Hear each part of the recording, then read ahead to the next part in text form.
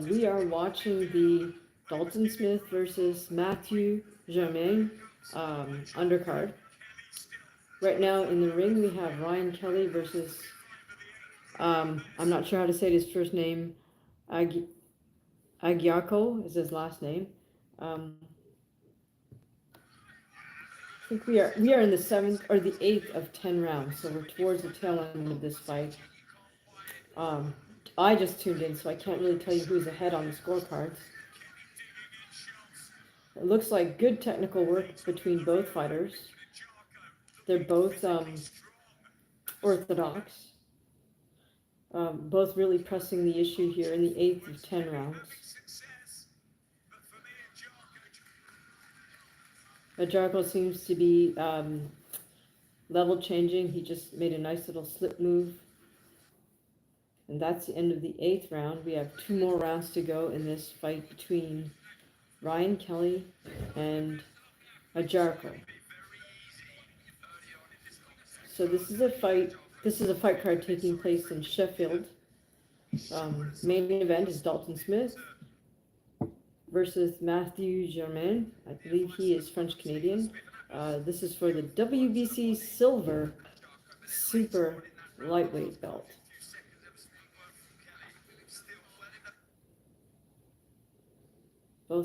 Both Ryan Kelly and Mr.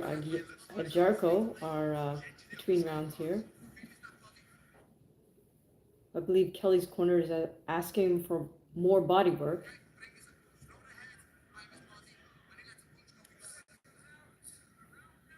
Here we go with the second last round, or as I like to say, the penultimate round. 9th round of 10. Ryan Kelly versus, I will butcher his first name, Kawumhin Agyeko.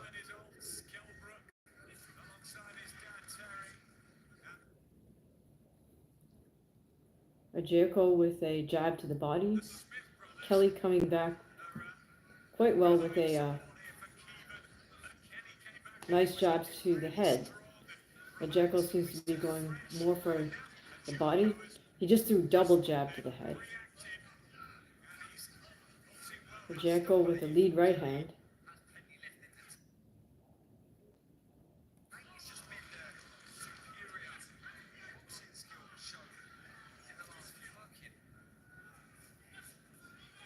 Kelly seems to alternate between that sort of semi-shell to double high guard defensive position. Another single jab from Ryan Kelly. Remember, his corner is asking, I think, for more body work, but hasn't really gone to the body a lot here in this 9th of 10 rounds. Double jab right hand by Agyeko. Right body shot left hand from Agyeko. Kelly, I think, needs to pick it up a bit. He goes for left body shot, doesn't quite land it. Simultaneous jabs. Another single jab from Kelly.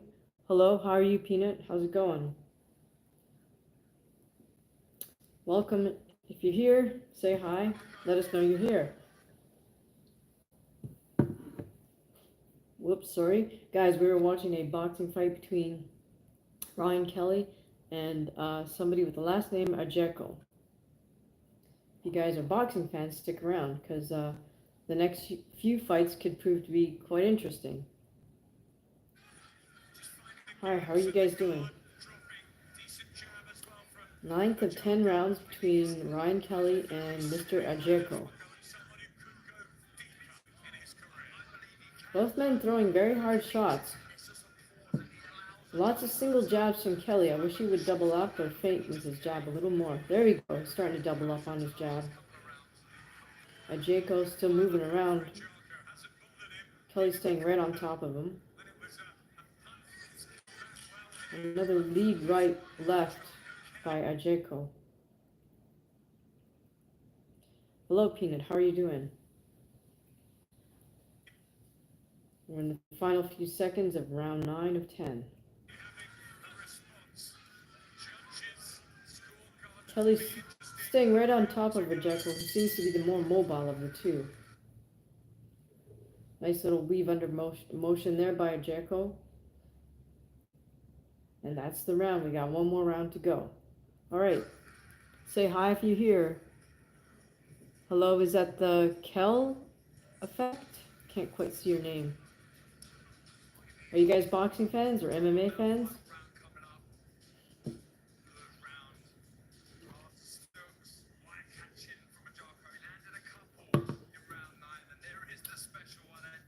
That ninth round, I would say a Jericho landed the harder shots. I'm not sure who's ahead on the card, but I think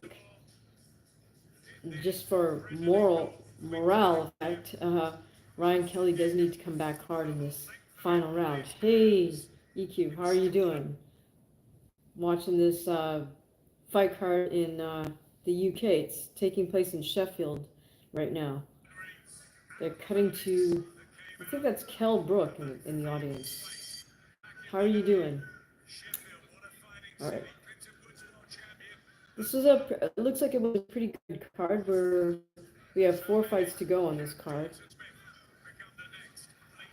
Lots of boxing action in the UK this weekend. A Jarko, a Jaco. Oh wow, nice 5-punch combination starting with a body shot from a Jaco. Ryan Kelly continues with his single jabs off a semi-shell guard. Really feel Kelly needs to open up a little bit more here. Starting to get a little more work from Kelly. He's opening up with a jab a bit.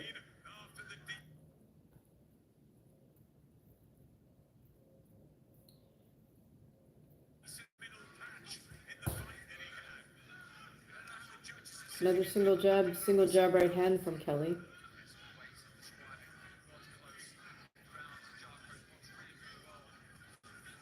Both men go for a simultaneous left body shot. Ajeko slips one of Kelly's jabs and comes right back with a right body shot left hand. Kelly responds with a jab right hand. EQ. Oh, got it. You're still working. You're doing DoorDash and Uber Eats. Nice. Okay. Yeah. Thank you for tuning in. Hope you make lots of money and some good tips with your DoorDash and Uber Eats. I haven't used either one lately. I typically use Grubhub, but I'm trying to avoid that and trying to like cook my own meals. But thank you for tuning in, EQ. I'll see you around. All right, less than a minute to go here for this final round between Kelly and Ajeko.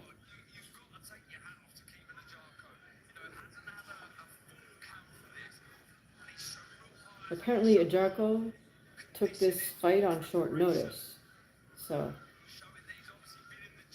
oh, it looks to me like he just picked up his mouthpiece off the canvas and stuck it in his mouth, and the ref is directing to go back to his corner so the cornerman can rinse it off properly.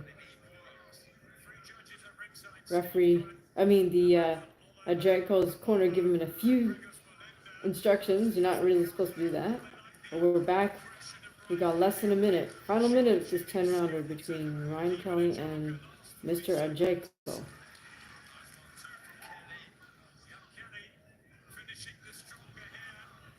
Ajeko certainly came to fight. Oh, nice right hand landed by Ryan Kelly.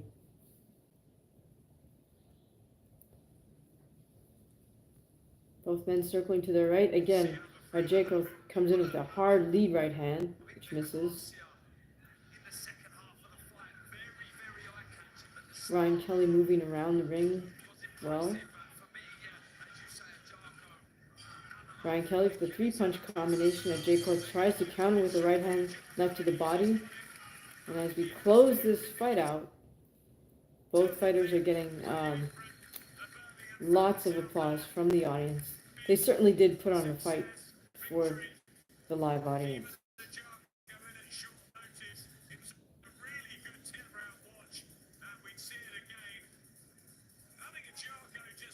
Both men acknowledge each other and head over to the opposite corner to acknowledge their opponent's corner. It's always good showmanship to do that.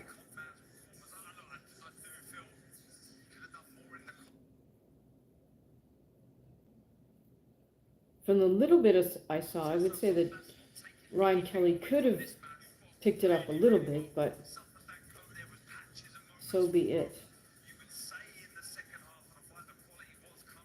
I wonder if they will give Arjeko an upset victory.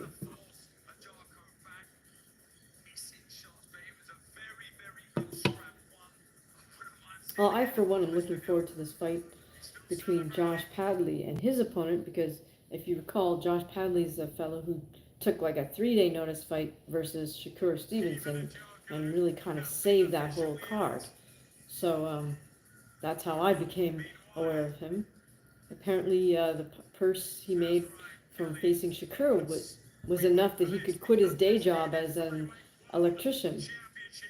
So, I mean, there you go. As they say, if you stay ready, you don't have to get ready. You're able to take these short notice fights. So, I mean, let that be kind of a lesson to everybody out there. If you stay in shape, stay in the gym. Don't let yourself go. Don't go party too hard. You can, in theory, maybe you can pick up a short notice fight, make yourself some decent money, especially if it's against somebody who's a headliner. You know, that way the promoter has to pay you more than they want to, for sure, because you're basically saving the entire card for them if you're stepping in last minute to face the main event. All right, here we go. Both fighters, Ryan Kelly and Arjeko, acknowledging each other in the center of the ring as the referee's about to announce the winner. I think this is a matchroom boxing card because they have that Terminator guy as the announcer.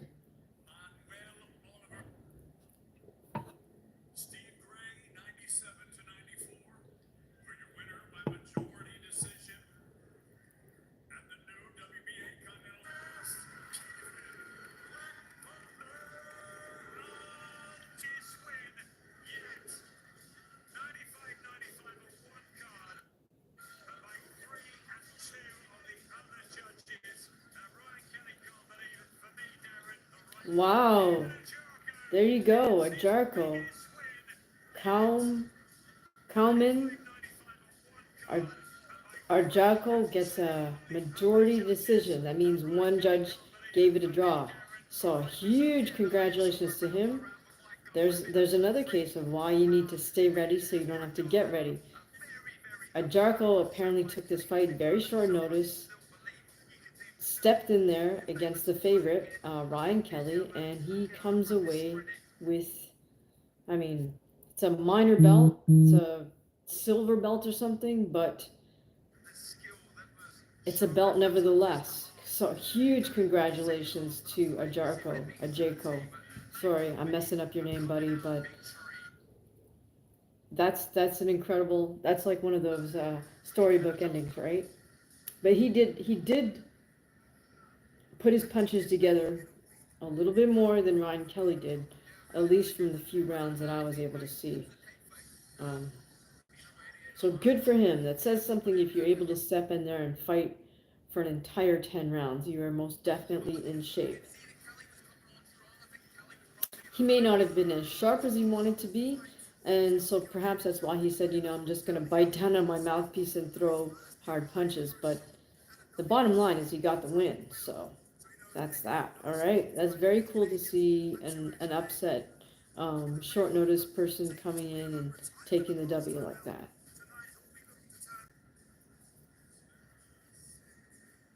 All right, we're cutting to footage of, I think it's Josh Warrington warming up in his change room.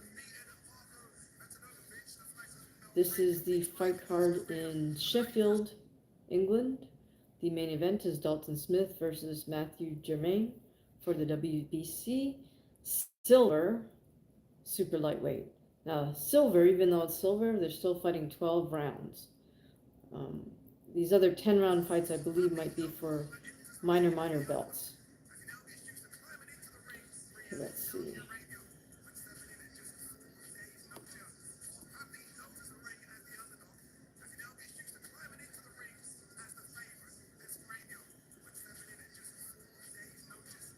All right, so Josh Padley Again, the fellow who stepped in on short notice to face Shakur Stevenson and save that card is now being rightfully rewarded by getting another fight pretty soon after. He's fighting somebody with the first name Marco. I'm gonna absolutely butcher his last name. This is a lightweight bout. Nebula, thank you for dropping by to say hi. Yeah, I know. This is a weird time, right? So, all the best at your work. Um, this is a UK card, that's why it's a weird time of day. I may also do a live for the Ben Whitaker versus Liam Cameron too. So if you are not busy tomorrow, I believe that airs sometime tomorrow, late morning, early afternoon. Do stop by again, but please make sure you hit the subscribe button and the notification bell so you know if we're actually live. All right, so guys, we are cutting, of course, to promo footage for that fight, Eubank Jr. versus Conor Benn. We're watching footage of Conor Benn running around the track shirtless.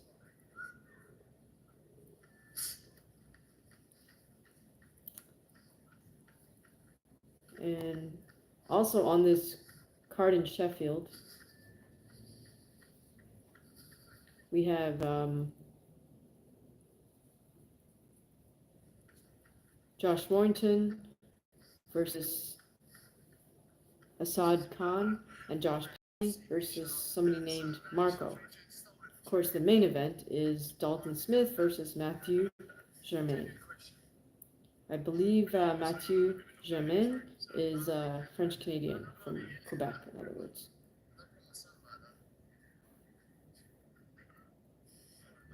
All right, who do we have here? Hit the comments, say hi. I see the kill effect. Are you still here?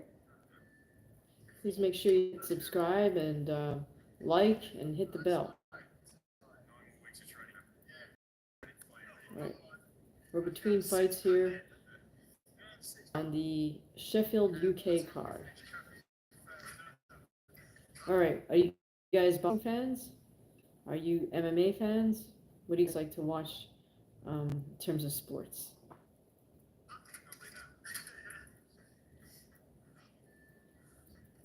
All right, they are really trying to kill time here between fights with this promo footage for Conor Benn versus Chris Eubank Jr.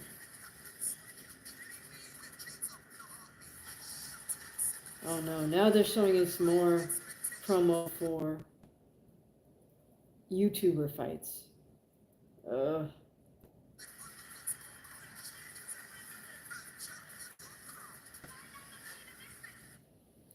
Oh boy. Not now that to me is more of a disgrace than Eubank Ben. Do you guys watch any of that YouTuber stuff? All right.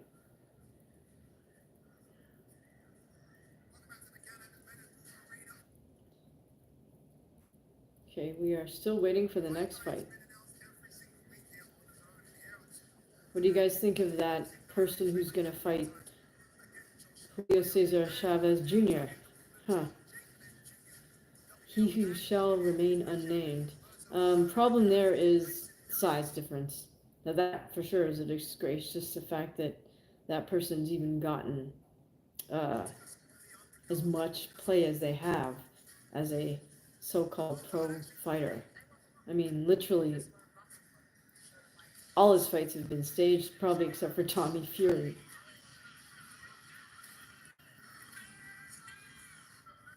Do you guys drink that electrolyte beverage that starts with the letter P?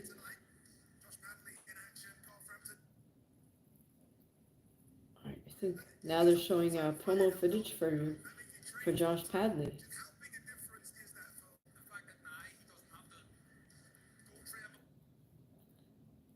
congrats to Josh for being able to just walk away from his day job and focus on boxing.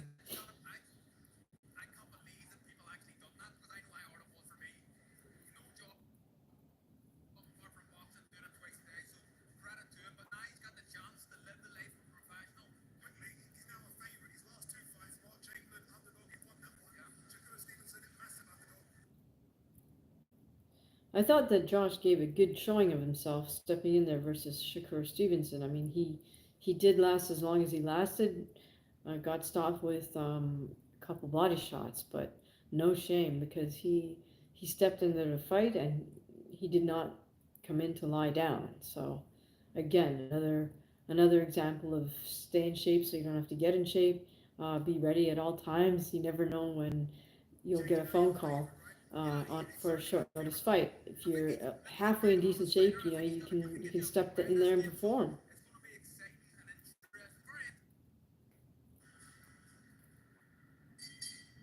Okay, the DAZN is having a little issue with their sound.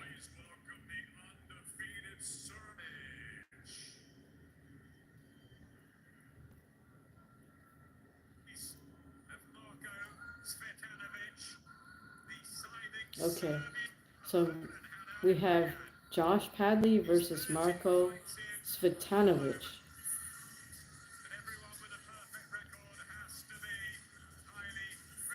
Marco Svetanovich is 13-0.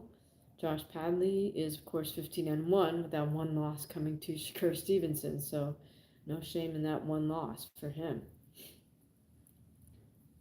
Okay, waiting for these guys to do their ring walk.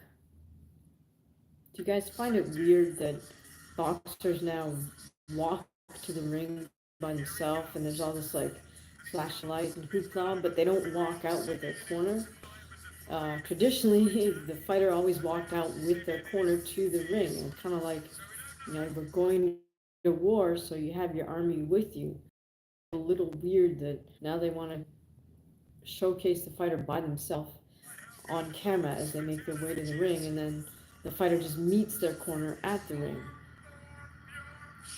But hey, I'm not in charge of how this logistics go, so.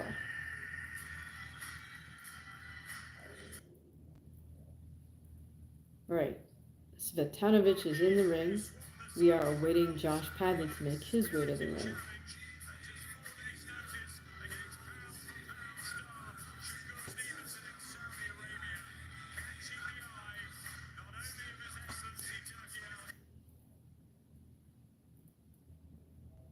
So I'm sure Turkey really appreciated the fact that Josh Padley did step up to fight Shakur Stevenson on very short notice.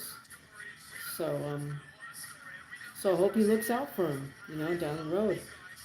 Here comes Josh Padley, sporting green and black.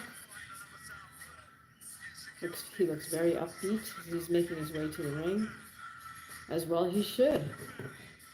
He just earned life-changing money from that Shakur Stevenson purse. Looks like he is sponsored by Everlast. Got a few more sponsors. Got a really nice black sequined ring rope.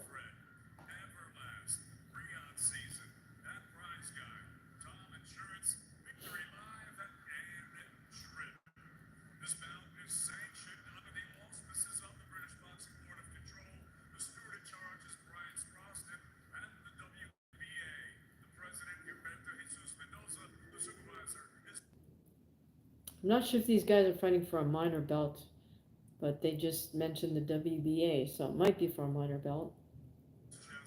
Josh Padley versus Marco Svetanovich. Okay, so the ring announcer, the Terminator looking guy, is going through all the details of who the judges are, etc., etc. Referee is Steve Gray, for those of you familiar with UK boxing.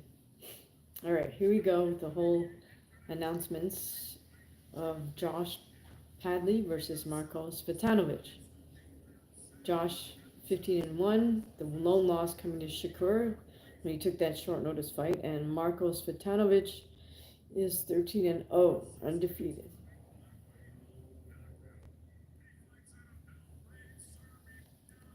Svitanovic is fighting out of Serbia.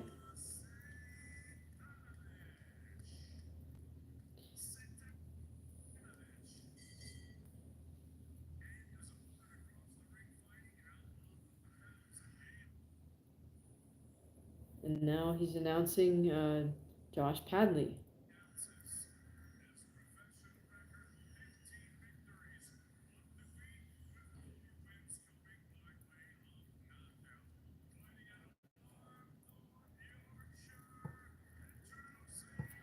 So Padley apparently is from Yorkshire. Any of you guys from Yorkshire? Don't know that I've ever been there. I haven't. Only been to London. Alright, here we go. Are you guys boxing fans or MMA fans? Did you watch Shakur Stevenson versus Josh Padley? I thought Josh gave an excellent accounting of himself in that fight. Alright, both fighters are center ring. Referees having them touch gloves. They head back to their corners.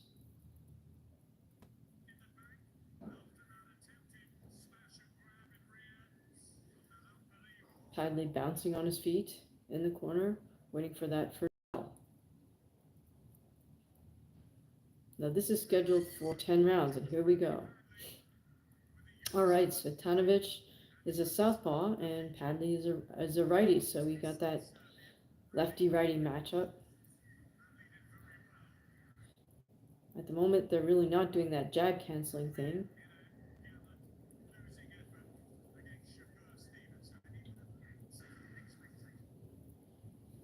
Padley at the moment is the more active of the two. He's opening up with his jab right hand. Svitanovic seems to have a little bit of a height and reach advantage over Padley. But Padley's using his footwork and his feinting motions effectively. Padley just countered Svitanovic with a right uppercut as Marko was coming in. Marko's so long and lean, I'm sure he relies a lot on that jab right hand. But it looks like to me that Padley might be a little more willing to get a little rough and tumble, especially on the inside. Padley now kind of grappling a little bit.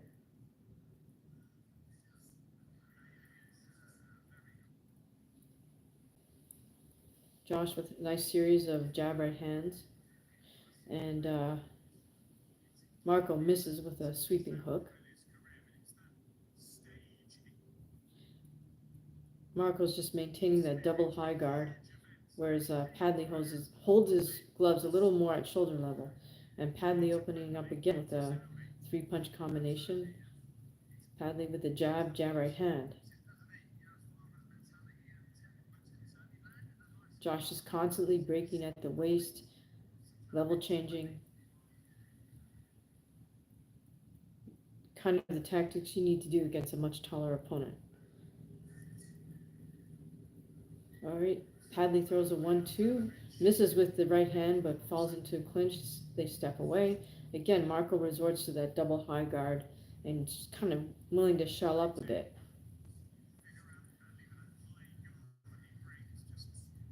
Marko misses with a series of his right hooks and body shot.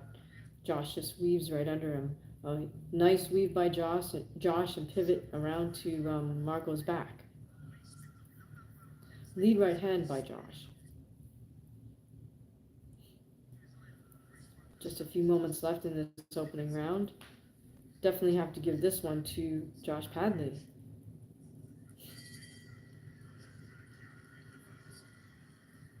And right at the bell, Marko tries to open up with a body shot right hand, but I'd definitely give that first round to Josh Padley.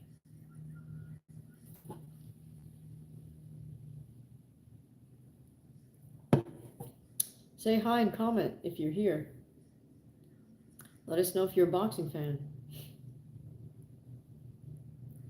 This is a bit of an odd time to do a live boxing, but it's a fight card in Sheffield, England. That's why it's evening over there, so it's still middle of the day over here in Southern California. But nevertheless, I did want to tune in and see this fight specifically, simply because Josh Padley caught my attention um, in his fight with Shakur Stevenson. Tell me if you guys are boxing fans or if you watch combat sport. Do you watch UFC fights? There's typically no UFC fights on a big holiday weekend. This is Easter weekend, so no UFC fights. Um, I'm not sure if there's a PFL card rather, but there's definitely some boxing fights today and tomorrow in the UK. There's also some minor cards, I would call them, here in the US. There's a card taking place in Oceanside, California. Okay, here we are in round two of Josh Padley versus Marco Svitanovic. Marco trying to open up with a lead right uppercut, left hand. Marco again is the southpaw, so Marco now starting to level change a little bit to slip punches.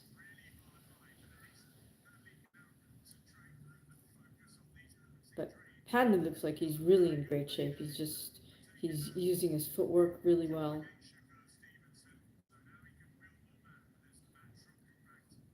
Taking lots of small steps to move in and out of range. That's Josh Padley.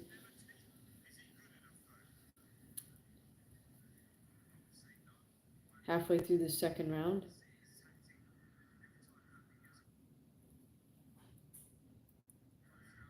Padley's taking small steps towards Marco.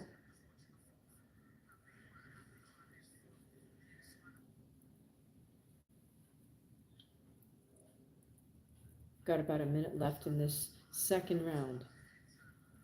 Oh, Marco tends to miss with his right hooks and nearly throws himself off balance by overshooting with his right hook, rather. He's a southpaw.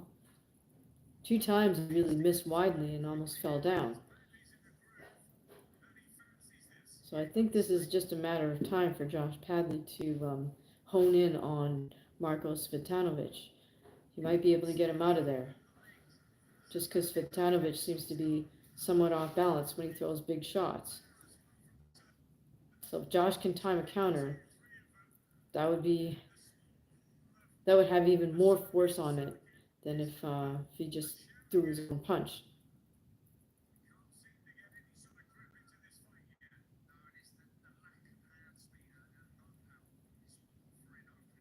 Again, Marco misses with a wide left hand.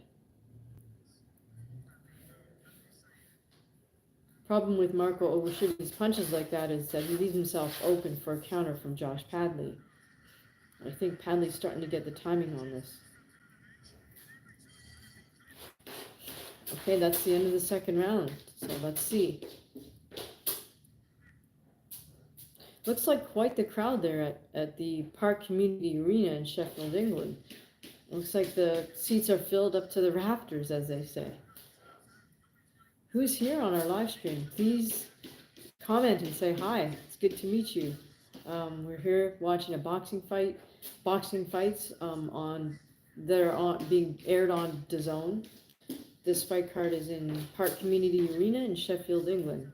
And the main event is Dalton Smith versus Canadian Mathieu Germain for a minor WBC silver super lightweight belt. It's a 12-round fight. Also on this card, we have Josh Warrington versus Assad Khan. Scissorin, hey, how are you doing? Good to see you. Thank you for joining us. Please make sure you hit that notification bell so you know whenever we do a live. It's good to see you. All right, here we go with the third round for Josh Padley versus Marco Svitanovic.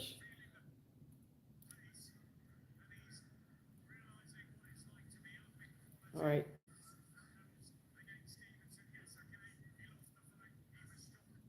Josh looks to be in great shape, still very lively on his feet, bouncing, being able to take small steps in and out. Josh is fighting out orthodox stance, and his opponent Marcos Vitanovic is a southpaw. So far, I would give both first round and second round to Josh Padley.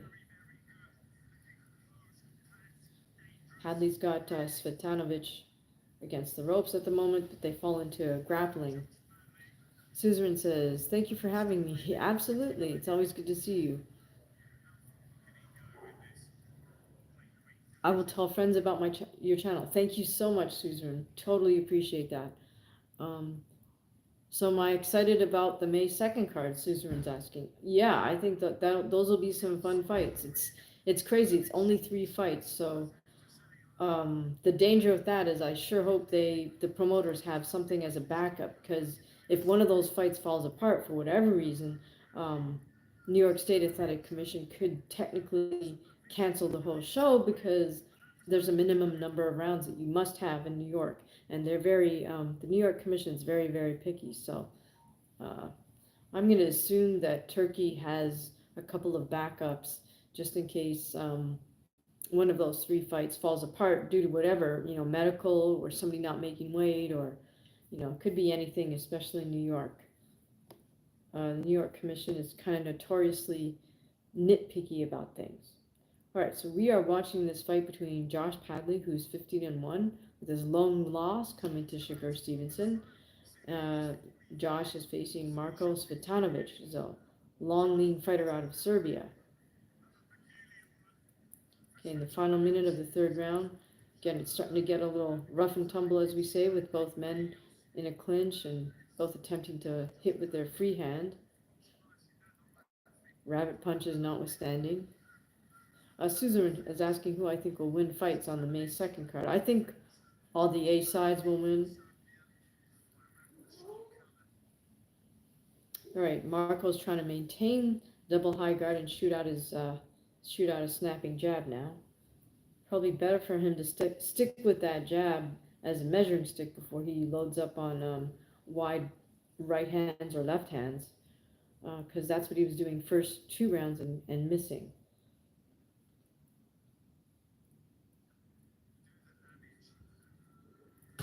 Okay, let's see how this third round closes out. Okay, I would still give that third round to Padley. This is a 10-round fight, or it's scheduled for 10. All right, so it is definitely starting to get scrappy, as we say, with both men holding and hitting, and of course the referees warning them about hitting behind the head.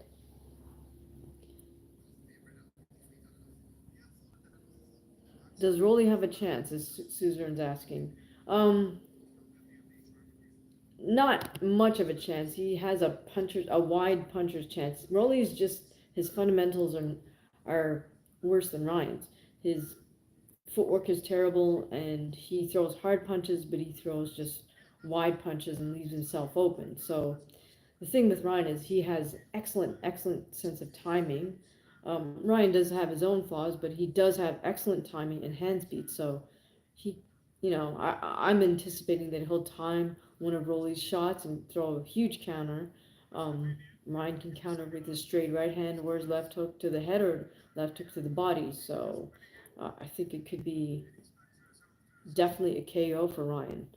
Um, all right, here we go. Fourth round of 10 for Josh Padley versus Serbian Marko Svetanovic.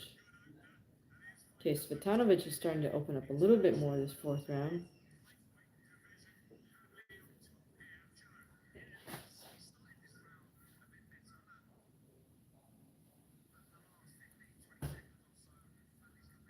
Hadley is starting to open up now with some body shots off the jab.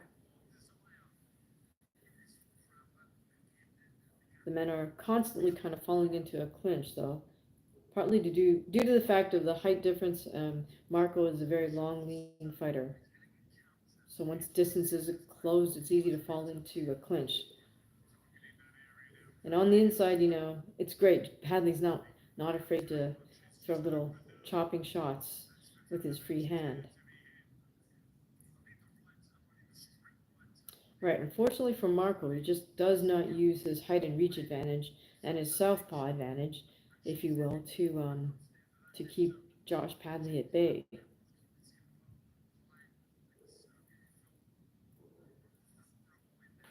Josh with a nice 1-2.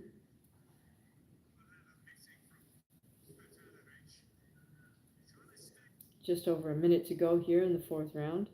Svetanovich with a tight double high guard.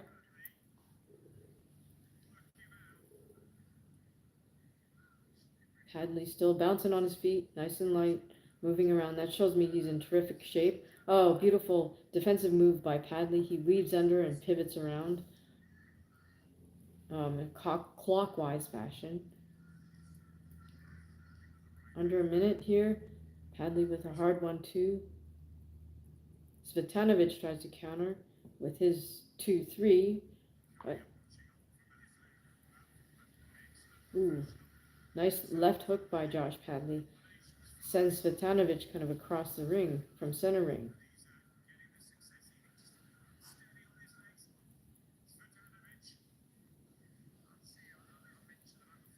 Josh with a 1-2.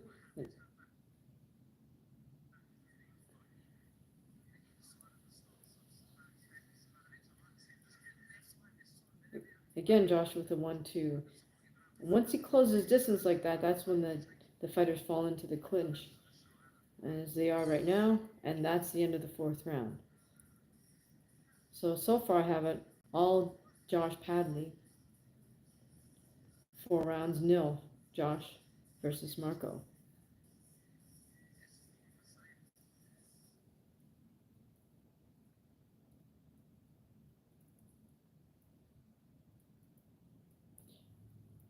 Are you guys going to watch any more boxing today or tomorrow? Are you guys going to watch Ben Whitaker versus Leon Cameron too? Okay, and on the replay here, we're seeing a really nice jab by Josh Padley. Kind of doubles Marco over.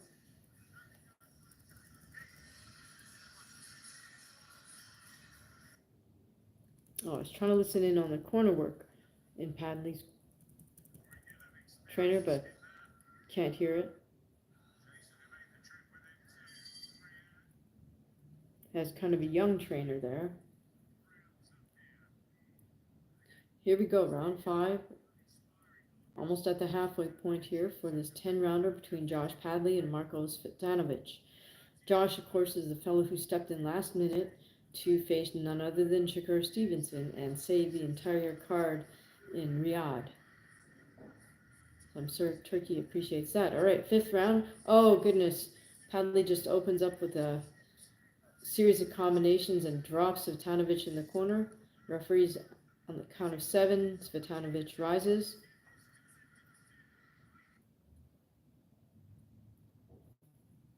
Asks him if he wants to continue.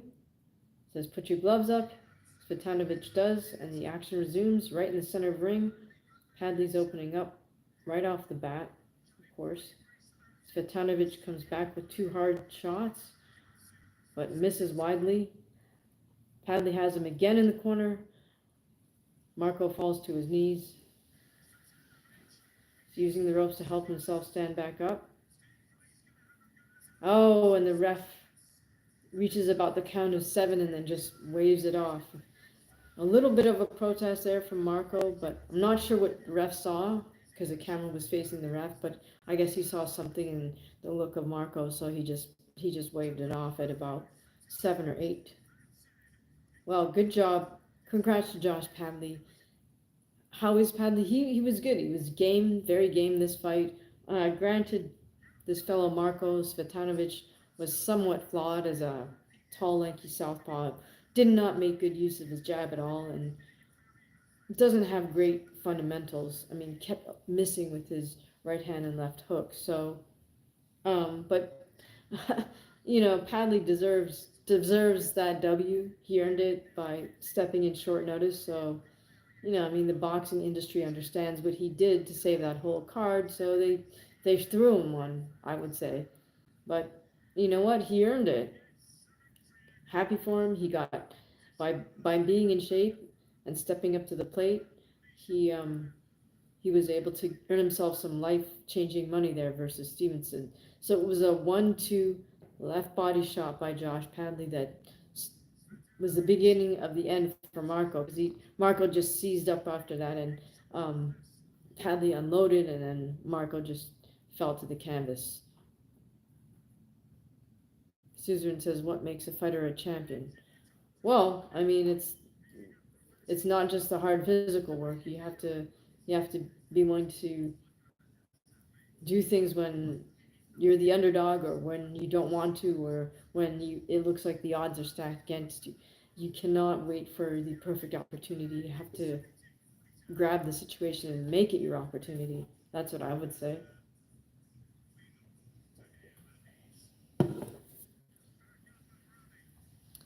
Okay, so the end comes at, what was that, the fifth or sixth round of this matchup, scheduled for 10. It was all Josh Padley, anyways. Um,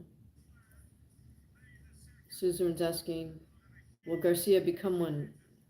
Well, here's the thing, Garcia is a moneymaker, so they could always manufacture a situation for him, because the boxing machine acts in its own best interest.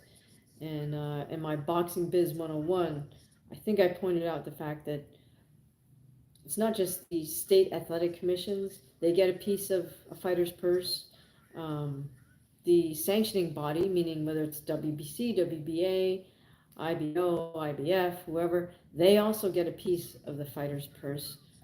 So who do you think they want to win? They want the person who makes more money to win. And Garcia is a huge draw, so he can justify earning a huge purse, right? All these guys that we know, who are the A side, Garcia, Haney, and Rowley, and Tio. I mean, these guys can demand a big purse, not based on the fact that they're technically flawless, but based on the fact that they have large followings. So it's like a self-feeding machine.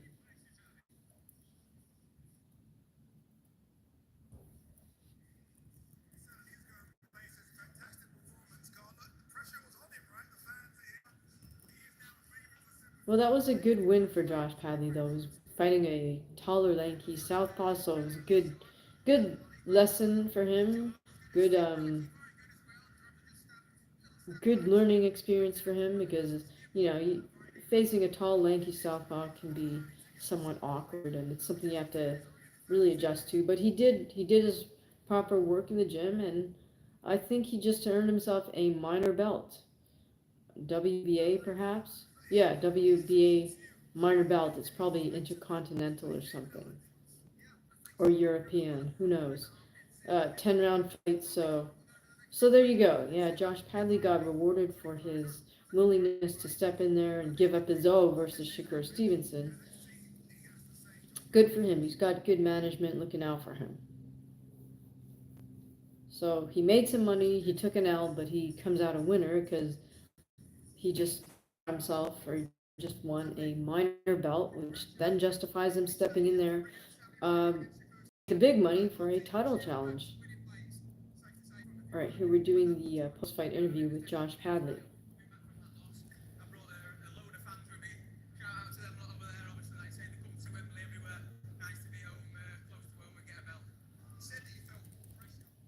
So Padley's saying a lot of his friends and family are in the audience here in Sheffield.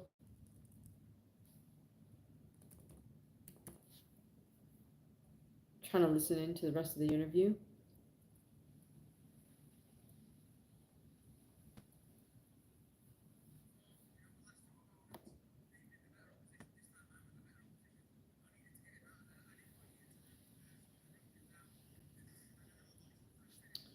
All right, so guys, we got two more fights left on this card. We have Josh Warrington versus Asaf Khan, and Dalton Smith versus Matthew Germain for a WBC minor belt. It's called a silver belt. Um, but what do you think, Suzanne? Do you think Garcia, Haney, Teofimo Lopez, do you think they'll become champions? In the case of Teofimo, I guess I should say, champion again. Where do you think they're headed?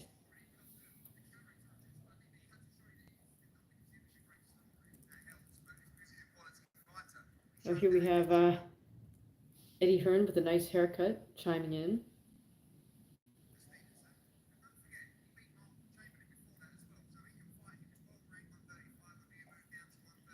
Eddie Hearn is singing Padley's praises, kind of recounting a bit of his resume.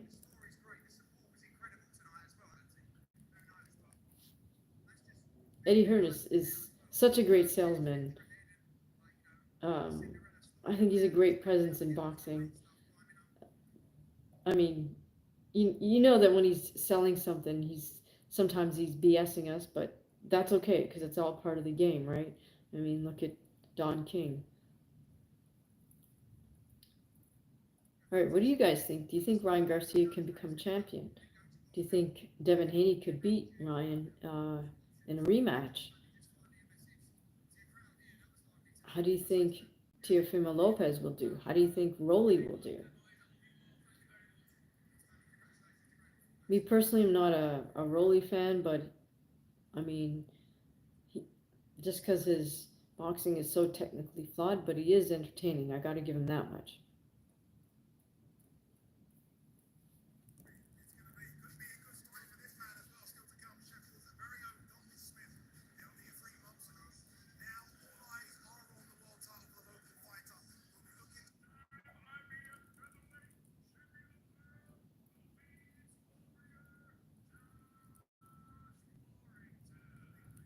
All right, so we're awaiting the fight between Josh Warrington and Asaf Khan. So it looks like on this card, most of the fighters who were the A side won, except for Ryan Kelly. It was Kaum Kaumhin Ajeko, another last minute replacement. He stepped in and he actually defeated Ryan Kelly for, I think, I'm not sure if that was also for a minor belt, but Ajeko got the majority decision, which means one judge called it a draw. From the few rounds that I observed, I do think that Ajeko was making the fight. He took the fight to Ryan Kelly.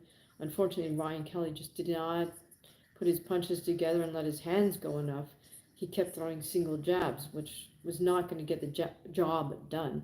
Ryan Kelly needed to throw more feints, set up that jab, and then follow up with more combinations for sure.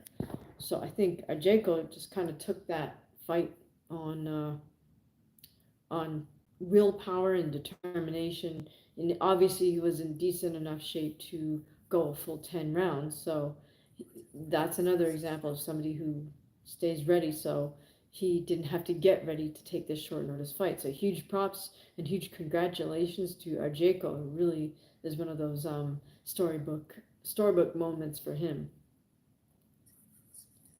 All right, so now we're cutting to more promo for Eubank Ben, of course, cutting back to 1990 footage of talk between Chris Eubank and Nigel Ben. Of course, they're building this fight as like Chris Eubank Ben, born rivals. Okay. All right.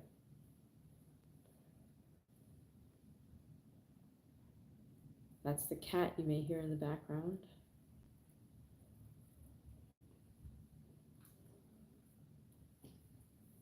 All right, folks, I'm going to step away for 1 second because I'm kind of hungry and I got to grab something to eat for just a moment. I'll be right back.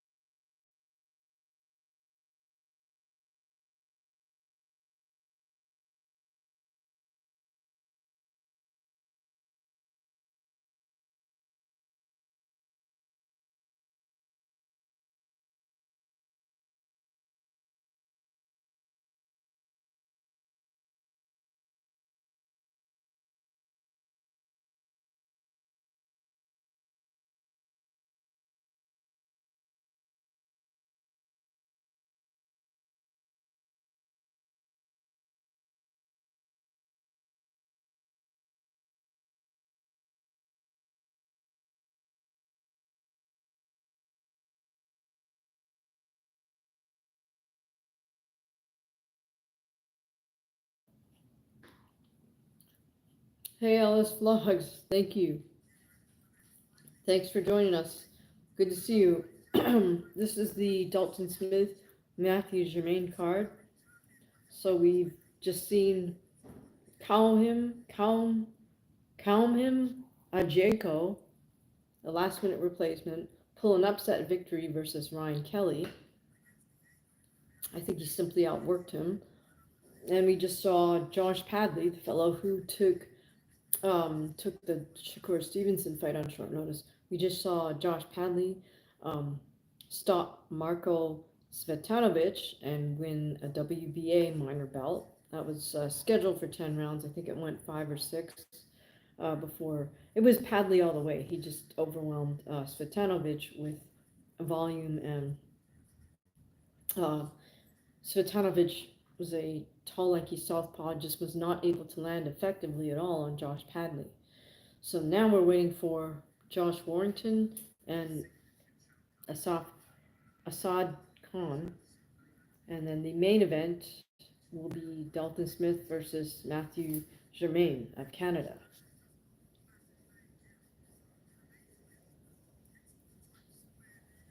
Okay, so we're cutting to some promo footage here.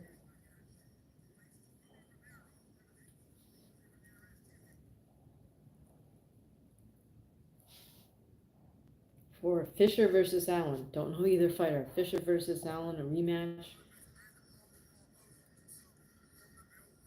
Still more promo from the zone.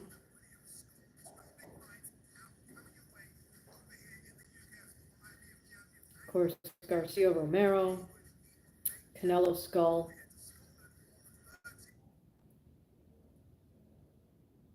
And I'm not familiar with the other two fights they're trying to promote here. What fights are you guys looking forward to? Is May the 2nd the next big sort of fight night for you guys? How about UFC stuff? What are you guys looking forward to in terms of MMA?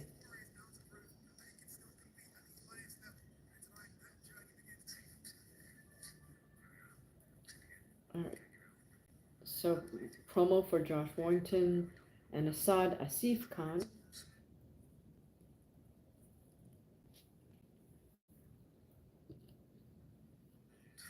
Sorry guys, hungry, gotta eat something.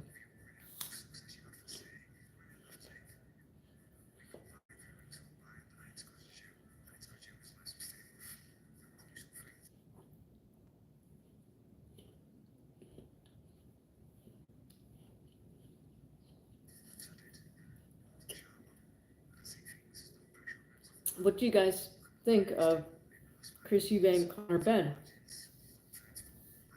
Ellis Vlogs, did you check out my video about my opinion on that? And thank you for the inspiration for making that video, by the way. Ellis says there's a fight tonight with two ladies that no one cares about. I'm looking forward to that. And Ben Whitaker. That's hilarious. Two ladies that no one cares about. Do you know?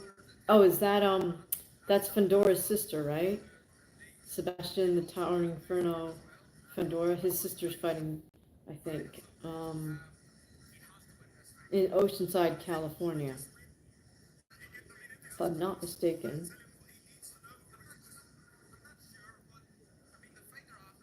Let me see if I can find this.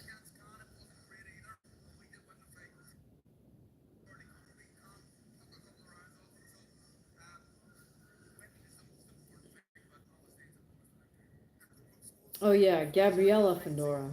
She's defending 3 belts versus Marilyn Badillo Amaya. 10 2-round fights for female world titles instead of 12 3-minute fights. I'm sorry, 10 rounds of 2 minutes for women's world titles versus 12 rounds of 3 minutes. So it's like 20 minutes versus 36 minutes. That's a big gap, right? So like 20 minutes divided by 3 minutes, that would be like 6 rounds and change. So in my opinion, women should fight 12 3-minute rounds. The time makes no sense. Why would you shorten the round? It's not like it makes it any easier. We're women fighting other women. So why would you change it, right? So Ellis Vlogs, I guess that's the fight you're talking about. That's pretty funny. Two women no one cares about. Uh, I don't know that um, there are female fighters that people care about in terms of boxing. In MMA, yes, that's for sure. But that's actually the reason why I think some of these female boxers decided to cross over into MMA. For example, Clarissa Shields, Heather Hardy, and there's a few others. One of the Serranos has also done some MMA. Part of that motivation for them is not because they know how to do all these other martial arts. It's because they want more attention. Because they know that, MMA female MMA fighters get way more attention, way more props than female boxers.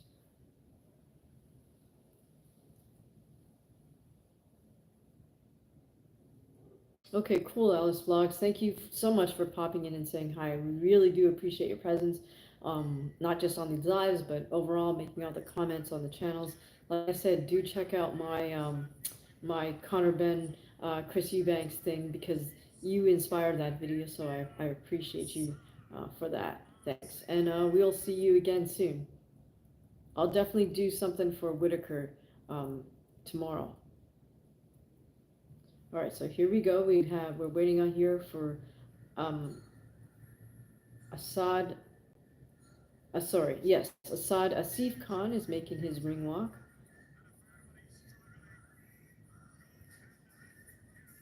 He is facing Josh Warrington.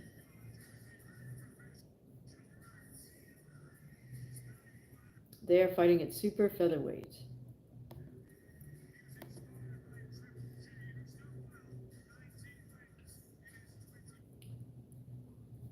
Assad Asif Khan is representing India.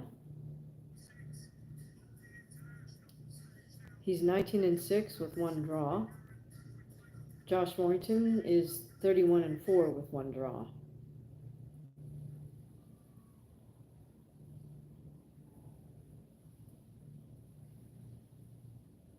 Oh, thank you so much, Ellis Vlogs. We'll see you around. Thank you for putting the comment on that. I will see this when I wrap this up.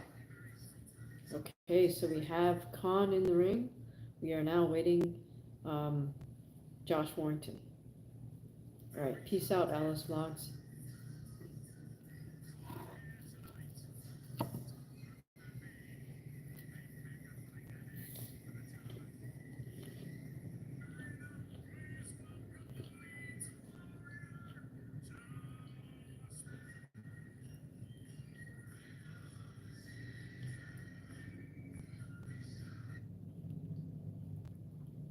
Okay, here comes Josh Warrington.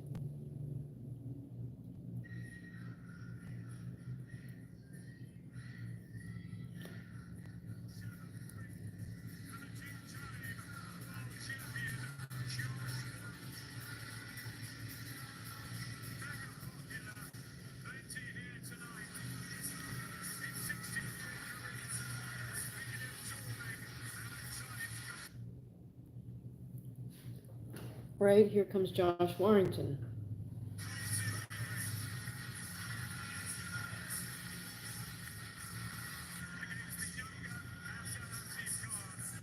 I'm trying to recognize his walkout song, but I can't. Josh Warrington dapping up the audience as he makes his way to the ring. He will be taking on Assad Asif Khan out of India.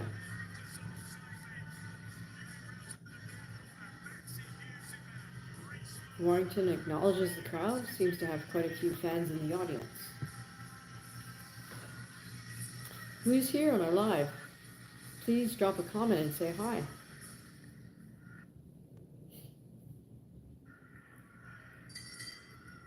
All right, here we go with the ring announcer, Mr. Terminator.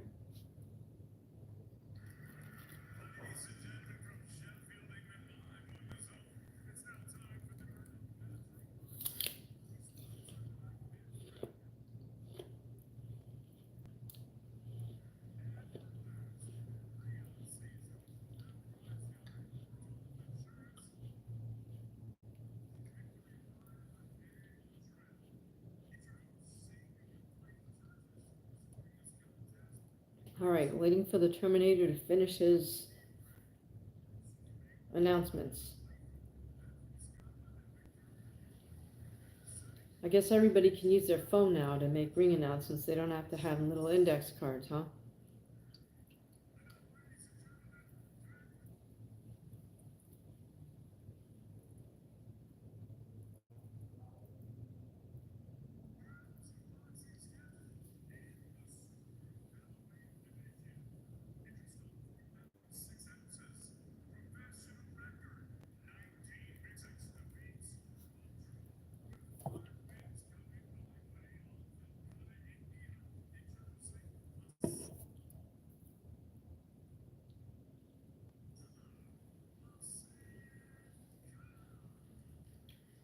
Alright, so we just announced Asif Khan.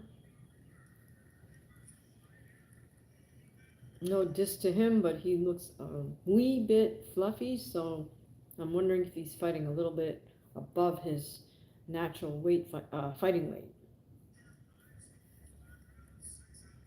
Like, in other words, maybe he normally fights at feather, and tonight he's fighting at super feather.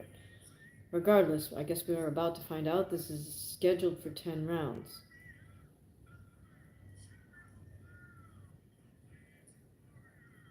Alright, Josh Warrington. Are you guys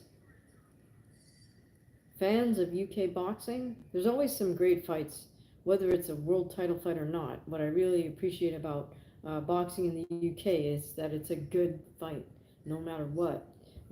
It's not these sort of one-sided blowouts that we tend to see a lot of here in the US and then sometimes also in Mexico. Of course, sometimes it's the American fighter going to Mexico to get a tomato can, but in any case, Josh Warrington looks really lean and fit. Of course, he's the A side in this matchup. Two orthodox fighters. Right away, they step to center ring and get at it. Khan is circling around to his right, both orthodox fighters.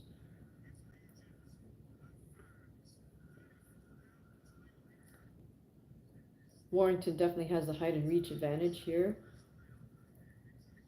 Assad looks like he's going to try to stay on the outside and just peck away at Warrington. But Warrington definitely looks like the bigger, stronger guy, just physically.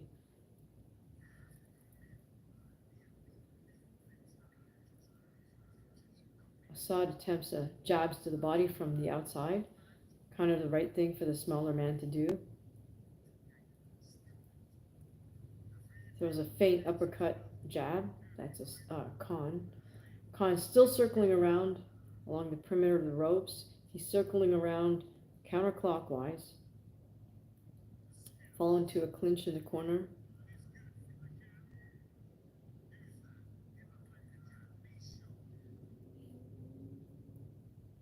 Warrington opening up with a couple body shots. Again, they fall into a clinch.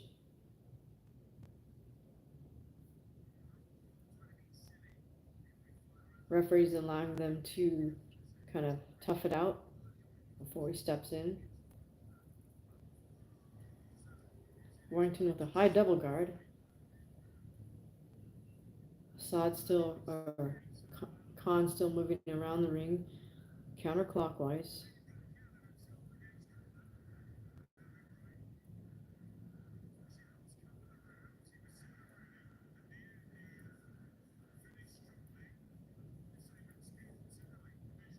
Warrington throwing some real hard right body shots off his jab. He's putting those punches together nicely. Josh using his footwork to avoid Khan's punches. Warrington working behind a high double guard. Takes lots of small little stutter steps towards Khan. Lands a big left hook, right body shot. Got Khan kind of in the corner, then Khan circles out. We have less than 30 seconds here in the opening round. But I would say that this is the type of fight that Warrington wants to end. He wants to get, ooh, nice right hand by Josh. He wants to get Khan out of there. Just because I feel like there's an obvious difference in their abilities. Again, Josh with a nice high double guard. As Khan comes in closer, Warrington opens up with a uppercut, left hook on the inside. They fall into a clinch again.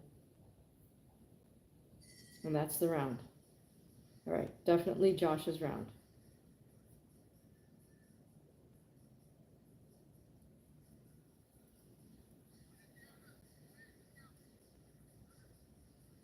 Now, Warrington does need a win, I would say, at this point, because he's taken 3 losses, one a year from 2022 through 2024. So it's his turn to get a win.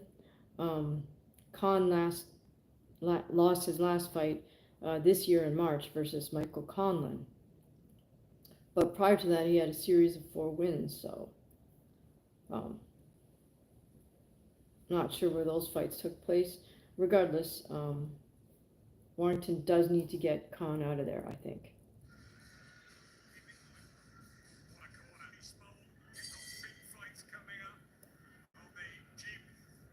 Can't hear the corner work that Warrington's trainer is giving him. I would love to hear what he had to say, but the broadcast team's talking over them.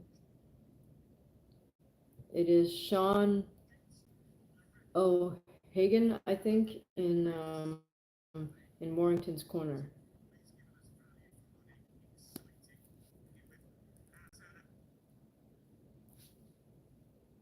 All right, here we go. Round 2 of Warrington versus Khan.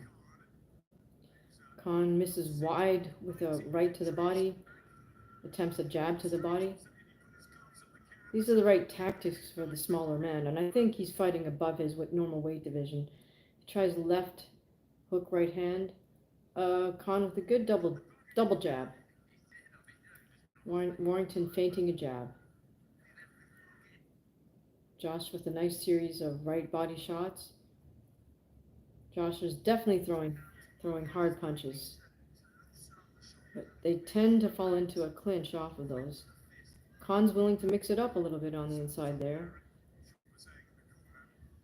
As Warrington kind of leans down on his head, Khan's willing to throw to the body. So I appreciate his willingness to scrap. Khan with a long 1-2. Khan still circling counterclockwise. Josh stays on top of him, kind of hunting him down.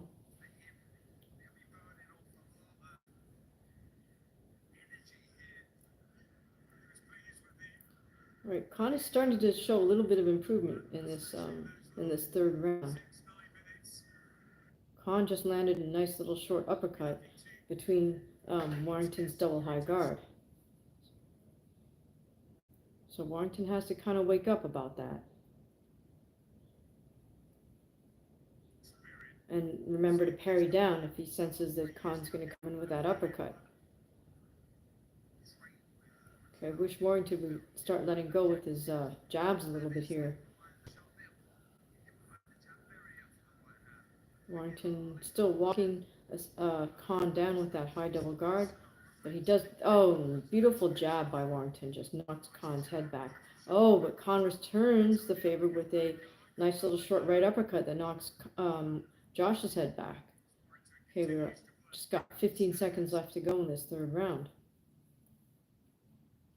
Again, Josh for the double high guard. I guess Khan wants everybody to know that he's from India because he has India sewn on the back of his trunks.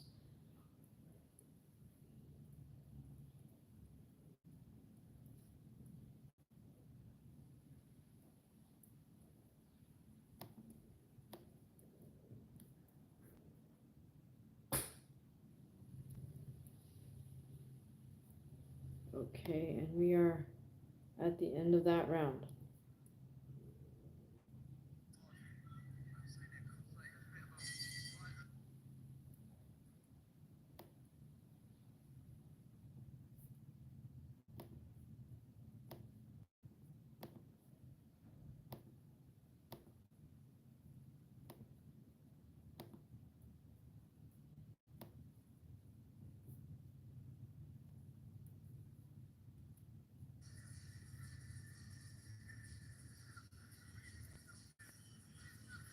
Try to listen into the corner work.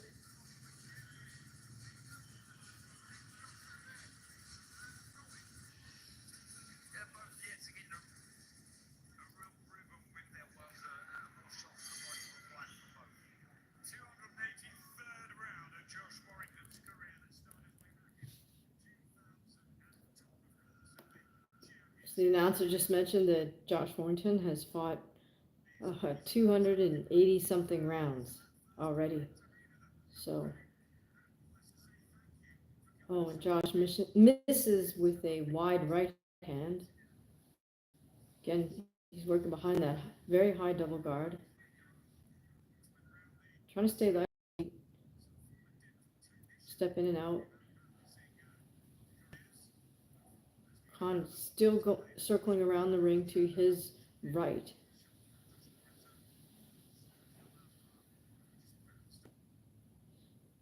And Warrington's trying to work his way in behind that high double guard and go straight to the body. Warrington with a very hard right hand.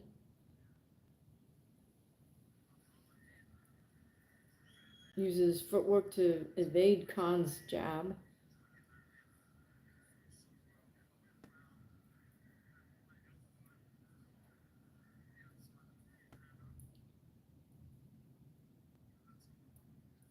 As Warrington's trying to work his way in, though. Oh, I guess Khan's mouthpiece came out. He did this crazy move where he just raised his hand up like he's raising his hand to ask a question, and the ref figured it out, walks over, picks up the mouthpiece. Khan just bought himself a little bit of time there, and the action resumes. Men touch gloves. We're halfway through the round. Khan just missed with a wide right hand, but he's landed a couple jabs on Josh because Josh is dropping down low.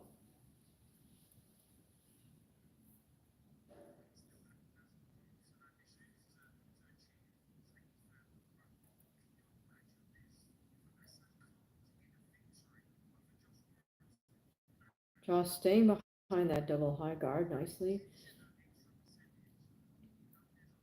But again, the men fall into a clinch and both exchange a little bit of rapid punching. They touch gloves. The side's starting to open up now with wider body shots. Oh, nice right hands, a little bit wide, but they land for Josh. He comes with left body shot, right body shot, left hook. Khan is now trying to press Warrington up against the ropes.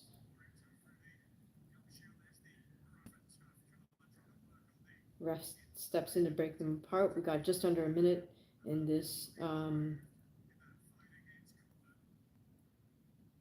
What is this? Third round? No, can't be. Right, nice double jab by Khan.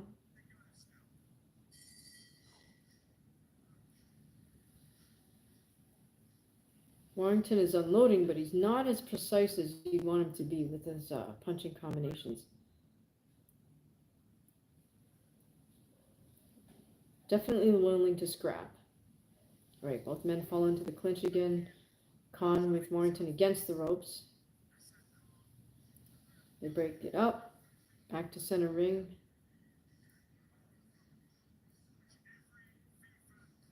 Josh covers up from Khan's jab right hand. And that's the end of that round. All right, who do we have here? We are watching Josh Warrington take on Asad Asif Khan of India. This is on the undercard of Dalton Smith versus Matthew Germain.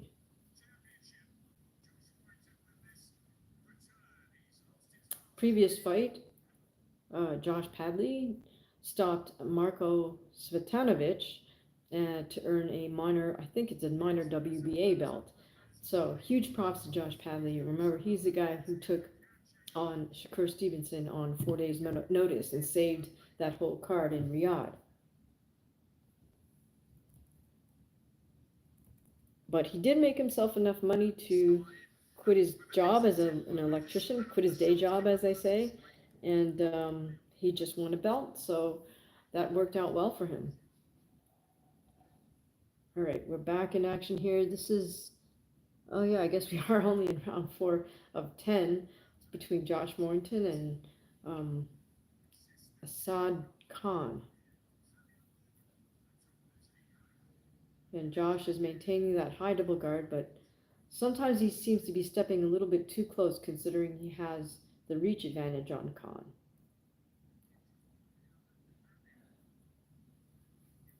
Warrington hunting Khan down as Khan kind of backs up towards the ropes.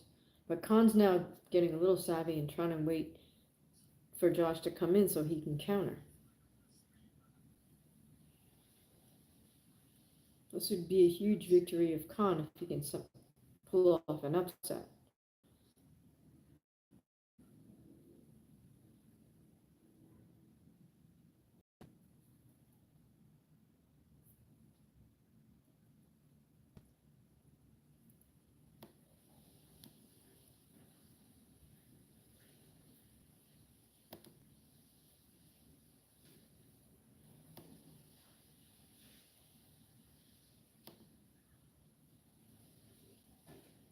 Do you guys watch MMA at all? All right. So we have Josh really hunting Khan down, but Khan is starting to come alive now.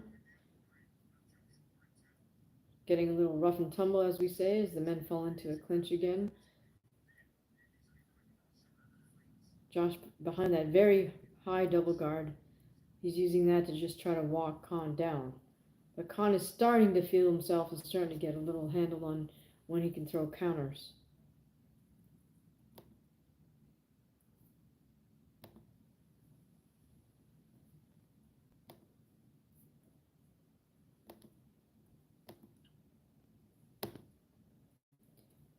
Who's here? Say hi.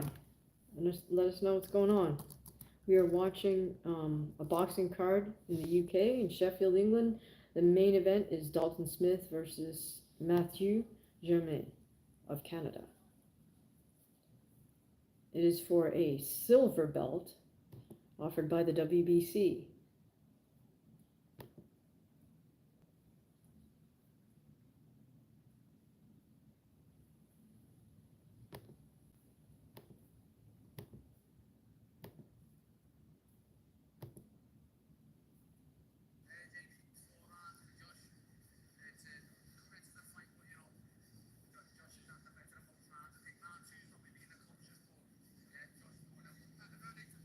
All right, thus far the ringside guys have it 40-36 for Josh.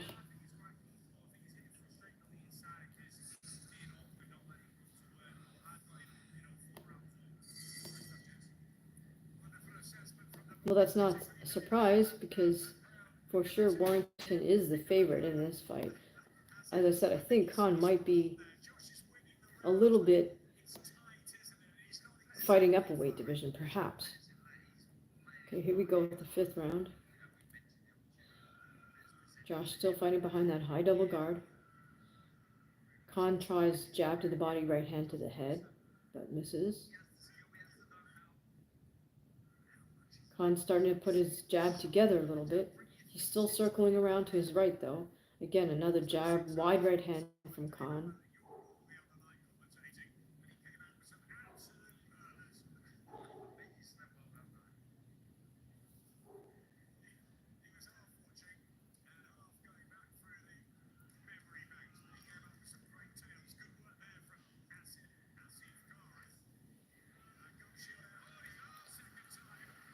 Oh my goodness, Asif keeps raising his hand to indicate that he's lost his mouthpiece again, but Warrington is putting on the pressure, so there's really no, as they call it, break in the action until now.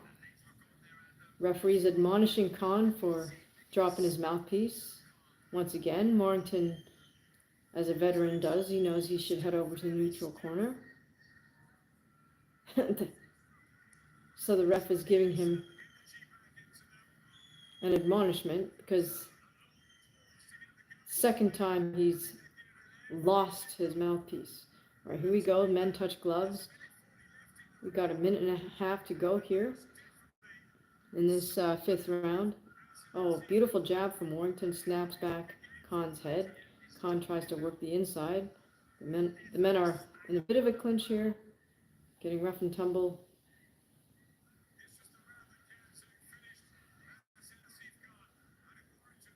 Nice high double guard from Josh Warrington, trying to work his way inside.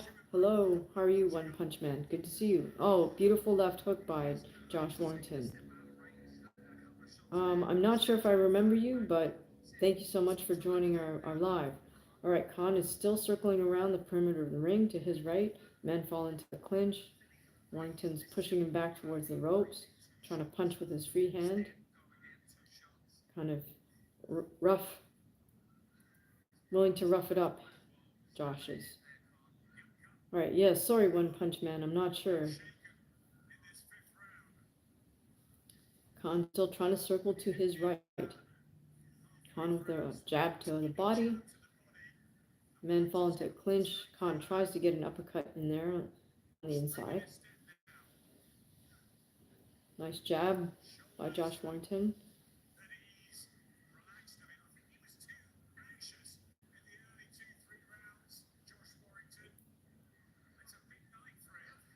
All right, I'm not sure if Khan just tried to indicate something about his mouthpiece again, but all right. Again, the men are in the clinch. Warrington willing to punch in the clinch with his free hand, and that's the end of the fifth round. Okay, looks like there might be a cut somewhere on the back of Warrington's head because he's got blood going down the back.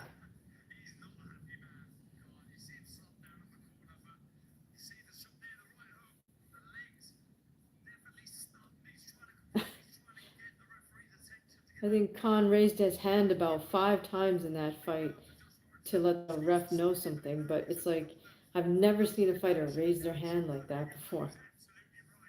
Like, teacher, I have a question.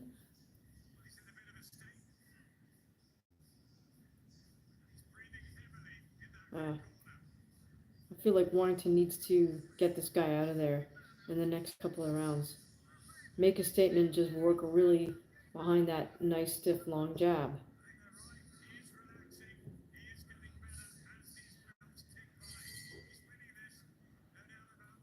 All right, who are you guys' favorite UK fighters? We're watching this fight card that's in Sheffield, England right now. All right, here we go with the sixth round, scheduled for 10. Khan still moving to his right, doing what I don't like to see, which is he's crossing his lead foot over his back foot.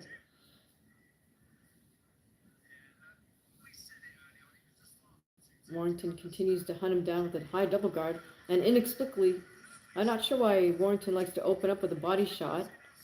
He pushes Khan down, and the ref considers it a knockdown. I wouldn't consider it a knockdown, but the ref administered a count. Warrington opens up right away. Body shots, men fall into a clinch. Little grappling going on here. Ref breaks him apart. Warrington's just trying to open up again. Khan is clinching. Just under 2 minutes to go here in this six scheduled for 10 rounds. Warrington hunting Khan down behind a high double guard. Just unloading now. Hard left hooks, right hands. Oh goodness, he's landed a very good left hook and hard right hand. Another hard right hand left uppercut from Josh. Minute and a half to go. We're halfway through this sixth round, so I think Warrington's sensing, oh goodness, the ref is stopping something one more time. Oh, is this the yes, as the gum shield, as the Brits call it. Mouthpiece came out for Khan, and once again gives Khan a little bit of a break.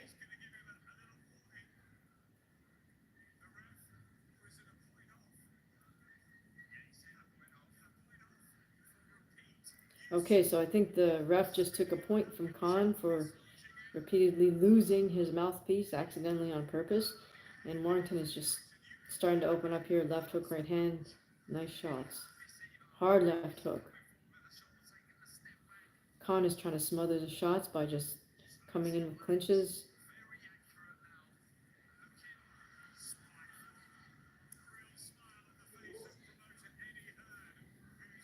Khan is backing up, tries to throw a right hand left hook. Warrington still working behind his high double jab. Khan misses with the left uppercut. Oh, that's the cat. Warrington, big left hook. Got about 30 seconds left.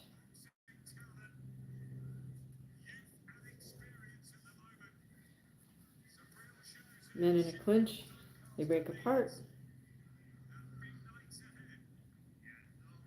Warrington behind the high double guard rather.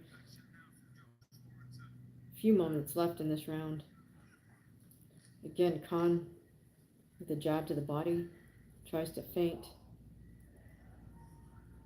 Another jab to the body from Khan. And that's the round. All right, are you guys going to watch You Bag Ben?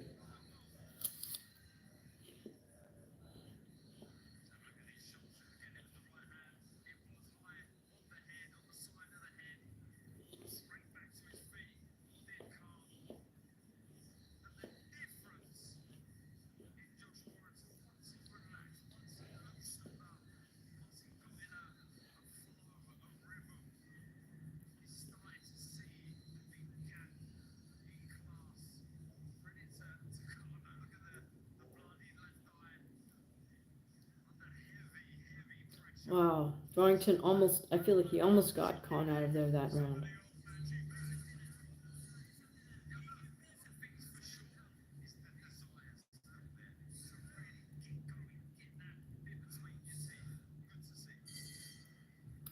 Can Warrington finish Khan? This is the question. Here we are in the 7th round of 10.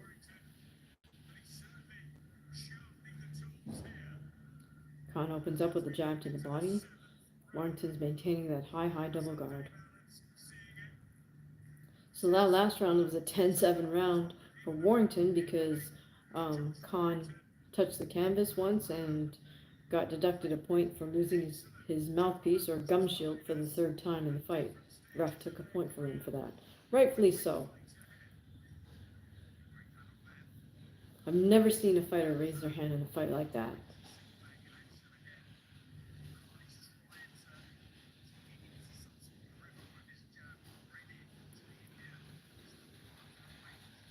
Khan attempts a right hand, left uppercut, right hand. Warrington is just hunting him down behind that double high guard, but I'd love to see Warrington just let his hands go a little bit here. Not let Khan regain any confidence or...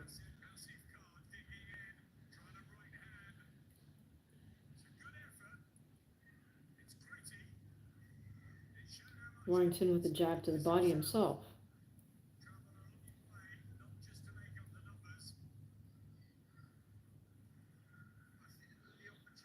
Again, Khan with the right hand, left uppercut, right hand. Warrington staying right on top of them. Oh, nice jab by Josh Warrington.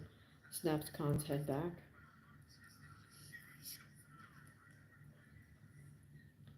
Here we are, less than a minute and a half to go in the 7th round.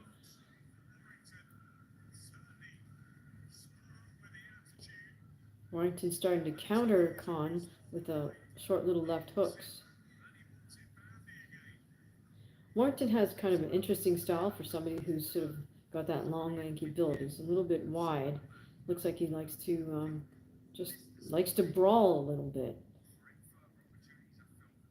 You would think that somebody with that type of build would stick to more boxing, just hit and move, as we say. Oh, nice double jab right hand by Josh, and they fall into a clinch again.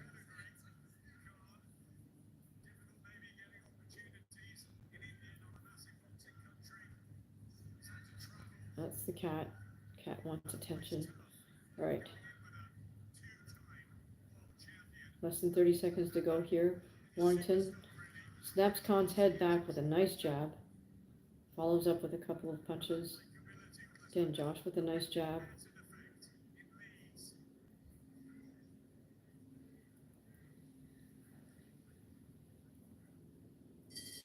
And that's the bell.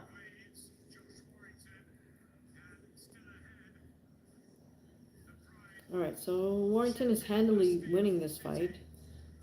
But the question is really, can he get Khan out of there? Okay, we're cutting to some footage of Dalton Smith in the back warming up, or just staying loose, rather.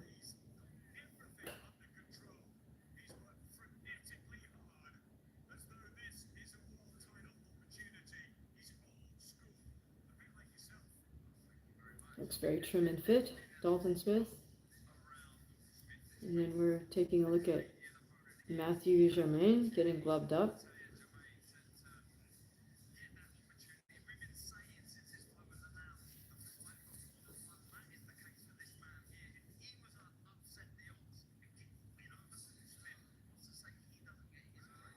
Okay, so Matthew Germain certainly brought in as the B-side. Here we go. We are in the eighth round, scheduled for 10. Warrington versus Asad Asif Khan of India.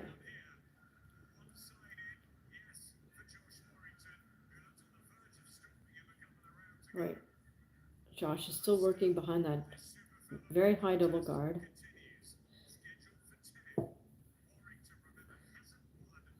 Khan is opening up here with his jabs to the body, then he circles around to the right. Same pattern for the whole fight from Khan.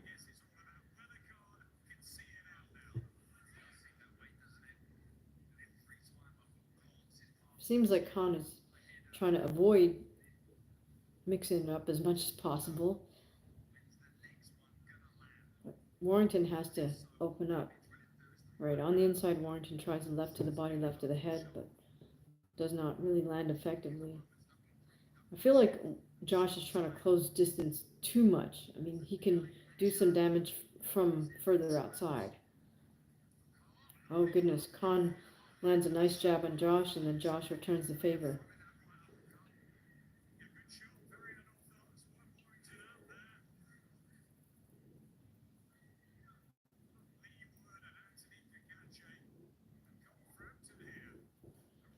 Okay, and Warrington seems to be waiting on Khan to try to counter him.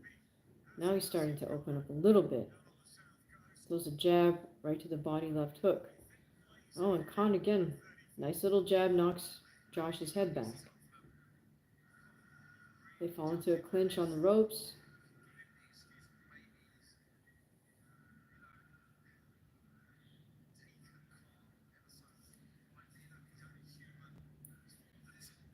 Warrington's trying to throw flurry body shots, but he's a little bit too close to Khan for those to be effective.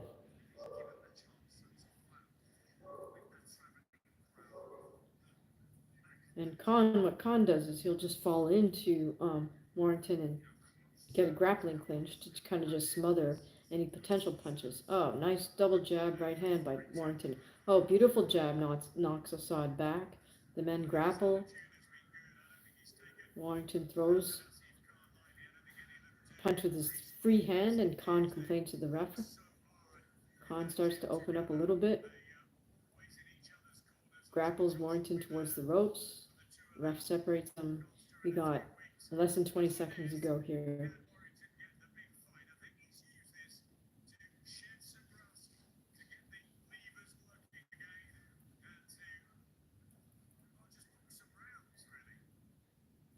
Again, the men are in a clinch. Khan has Warrington against the ropes, and that's the round.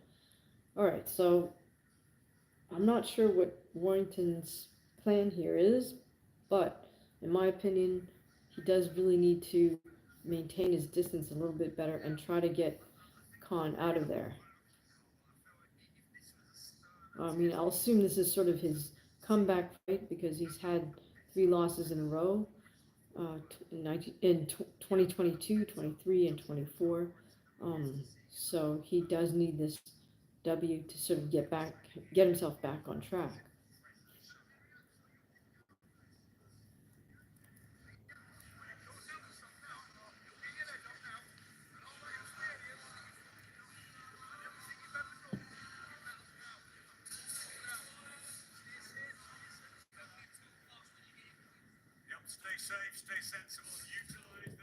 All right, so Warrington's corner kind of warning him, telling him to fight intelligently. I didn't hear if he gave him any technical advice, specifically what he'd like him to do in there. But again, Warrington comes out behind that high double guard. Nice bounce in his step. Khan continues to circle to his right, rather flat-footed, and Khan again trying with that jab to the body, right uppercut seems to be one of his moves.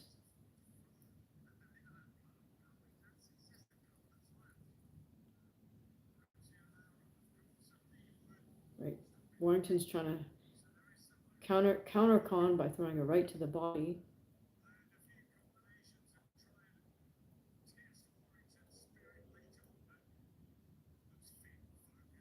Warrington now being the one kind of circling around, comes back with a nice jab that snaps Khan's head back.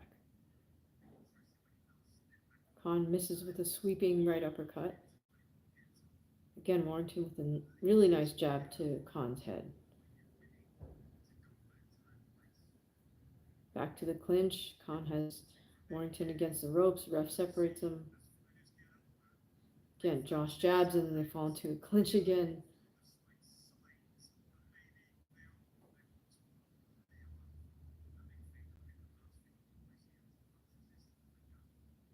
High double guard by Josh. Khan with a jab to the body attempt. Khan still circling. Warrington seems to want to wait. Oh, now he's starting to open up a little bit. About a minute left to go in this ninth round of 10. Second last round, penultimate round.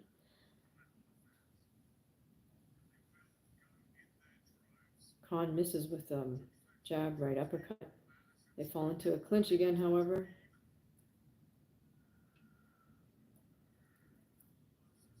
Okay, although Warrington is winning this fight, certainly on points, I do feel that he needs to get a little more done just for himself. I mean, I wish he would throw that jab a little bit more, make use of his reach and height advantage.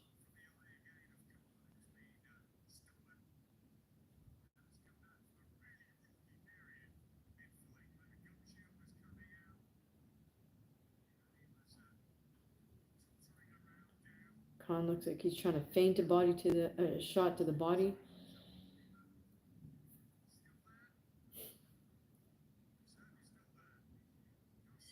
And that's the round. We got one more round to go. All right, so it doesn't look like Warrington's going to get a stoppage win here, but a win nevertheless would be a morally important for him.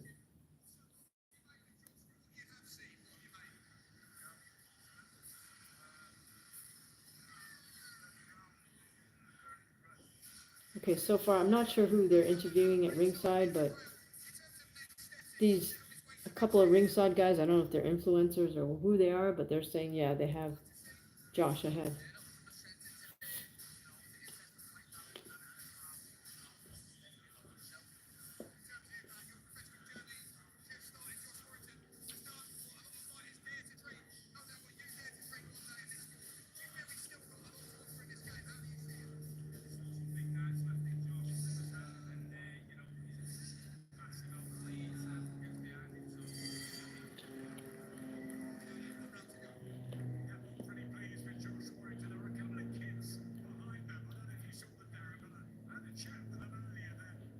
Okay, final round between Josh Warrington and Assad Khan. Warrington comfortably ahead on all cards, I think. I think it's going to be a clean sweep. Khan needs a knockout to win. Nice jab from Josh, just knocks Khan's head back. Oh, another nice jab by Josh. Men fall into a clinch. Khan's complaining about being hit behind the head.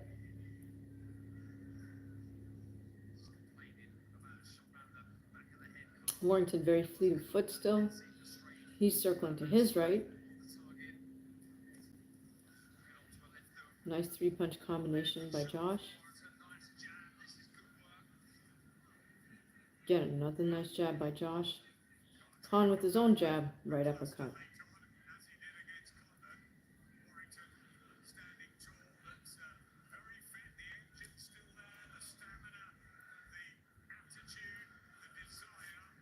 Oh, nice double jab right hand by Warrington, but Khan comes right back. And then fall into a clinch. We have just under a minute and a half. I'm not sure why Khan raised his hand yet again.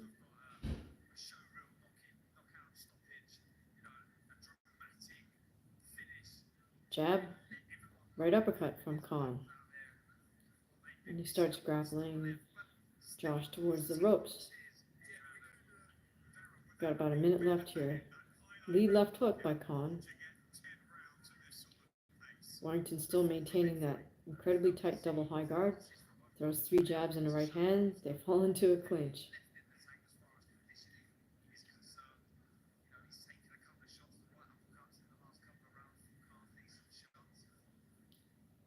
Nice weave under by Josh.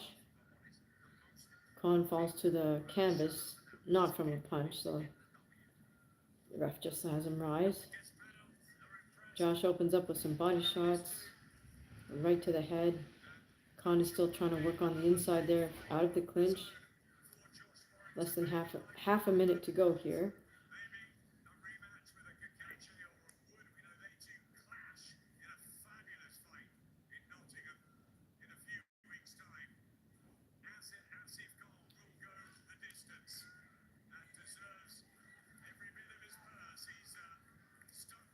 Ooh, goodness.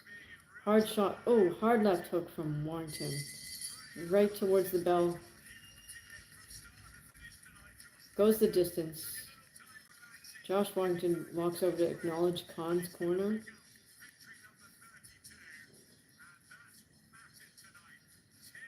Men touch gloves. Warrington heads back to his corner. Everybody looks happy. I think they're pretty confident they got the W there.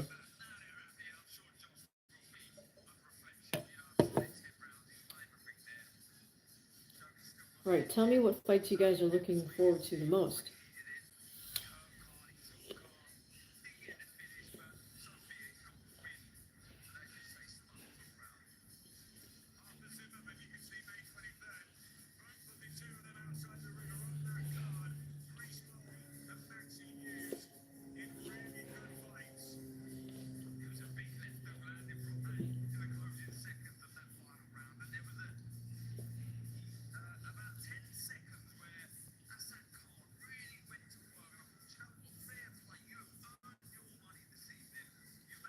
Cat always wants attention.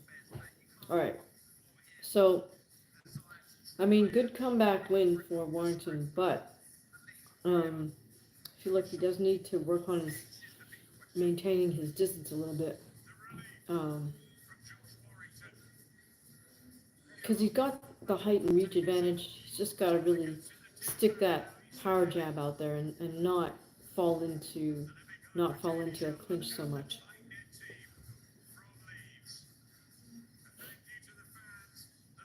Warrington is now acknowledging the crowd.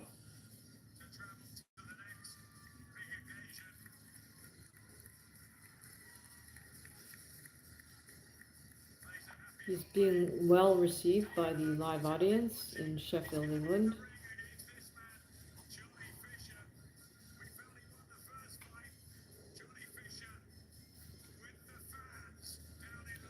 All right, now they're promoting Fisher versus Allen 2, May 17th. I don't know either fighter. Do you guys know who that is? All right, let's hear the official announcement. I think this is a clean sweep for Josh Warrington. It's a comeback win for him. Ow! Oh, the cat's really bugging me. All right. Ladies and gentlemen, after 10 rounds here at Sheffield, we go to the judges' score totals. Steve Gray, 99 to 89. 99-89.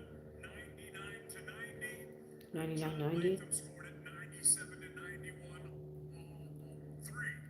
For your winner by unanimous decision, the Leeds 97-91 by one judge, which means they gave Khan 3 rounds. That's interesting. I'm wondering what what that was, but regardless, Khan earned his paycheck. That's for sure, and Warrington gets a comeback W. So good for him.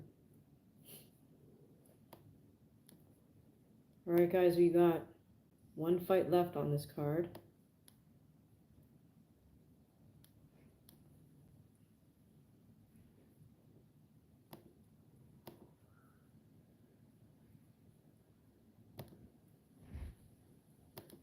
Which is Dalton Smith versus Matthew Germain.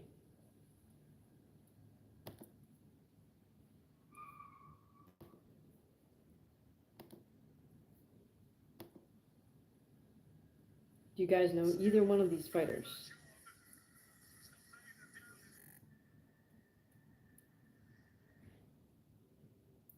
Right, we're cutting to some youngsters in the crowd. All right, guys, apologize. I'm going to have to pick up a new stream. One moment, please.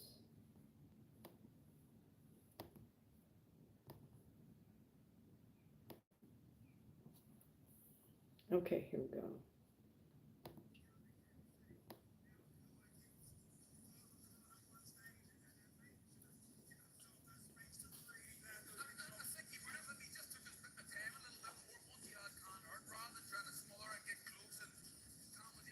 Yeah, it sounds to me like Carl Frampton is agreeing with me in terms of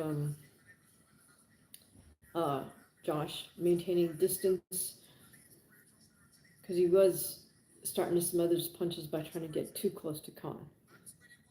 Now they're doing the post-fight interview right at ringside with the victorious Josh Warrington.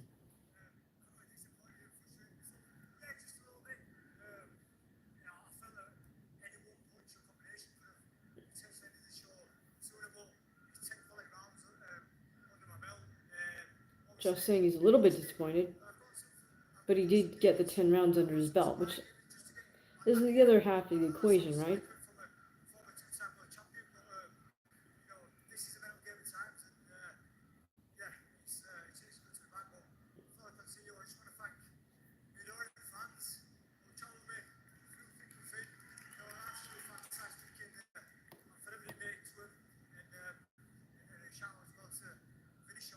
So Josh is acknowledging everybody.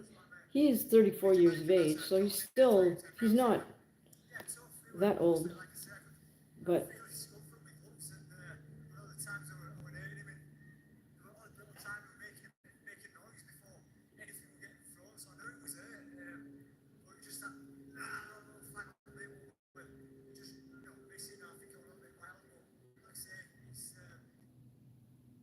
yeah, Josh is saying he knows he had Khan hurt, but You said you had to be selfish heading into this fight tonight. It was about discovering what is truly left in Josh Warrington. What did you find, Josh? What do you believe can still be written in this fantastic story?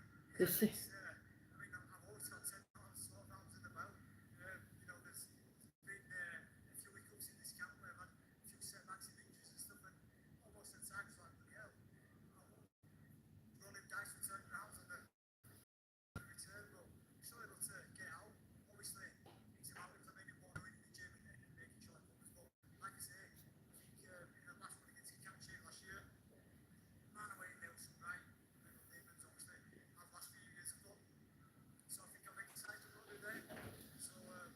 yeah, just more interview from Josh about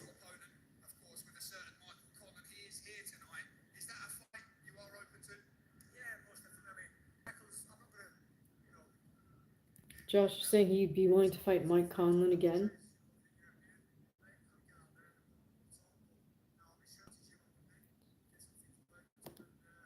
All right, so we got one fight left on this card. It's the main event.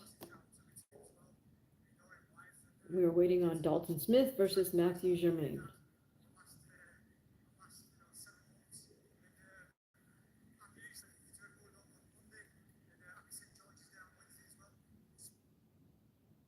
Couldn't quite understand what Josh was saying. And they just wrapped up that post-fight interview with Josh Carrington. All right, we are waiting for Dalton Smith versus Matthew Germain from Quebec, Canada, I think. Yeah, he's wearing a Montreal Expos baseball cap, so I assume he's from Montreal.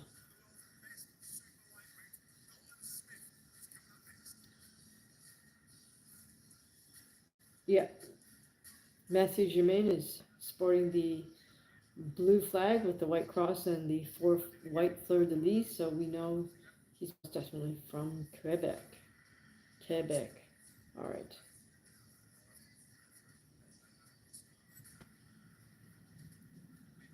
Right. The zone seems to be promoting the heck out of this heavyweight. It looks like a heavyweight. I'll assume it's a heavyweight fight.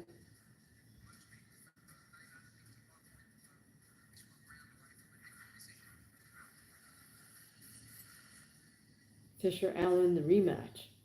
Don't know either fighter. Do you guys know them? Okay, and then of course we are promoting Eubank Ben.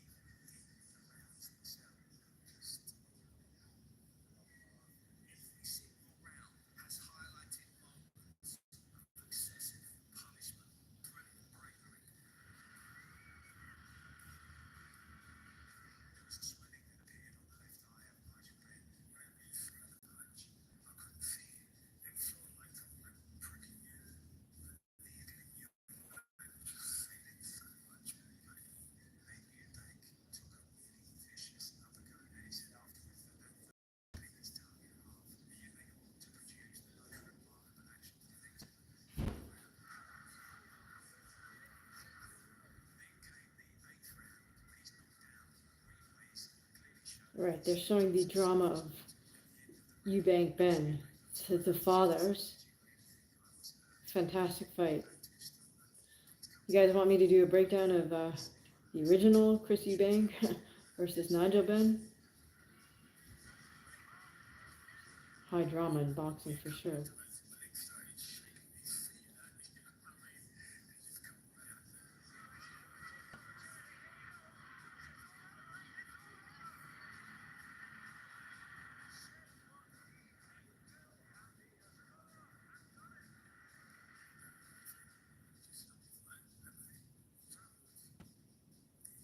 Wow. It's such a classic fight.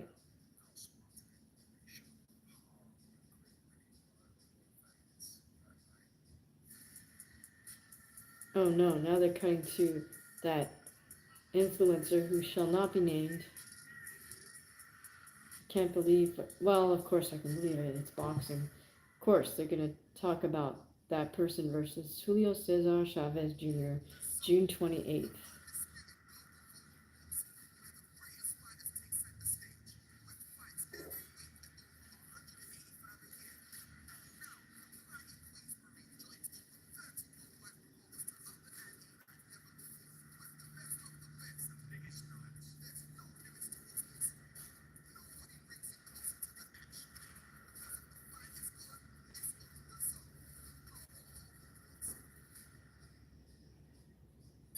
Interesting that the Zone is also trying to promote women's boxing a little bit, or at least include them in their overall promo ad. All right, we are watching the boxing card in Sheffield, England, waiting for the main event to start. Dalton Smith versus Matthew Germain for the WBC Silver Super Lightweight belt. I wonder if there's a bronze version of the belt. All right, again, more promo for Eubank Ben based on their father's fight.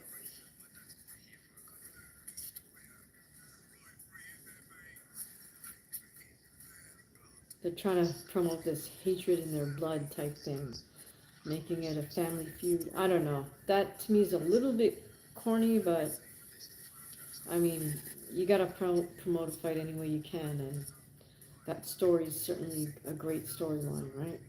Next weekend, so will you guys tune in? I mean, I think I will definitely tune in. I think it's must see boxing TV, even if we're not watching we're not watching two A level fighters. All right, waiting on the main event of this card in Sheffield, England. Dalton Smith versus Quebecois Mathieu Germain.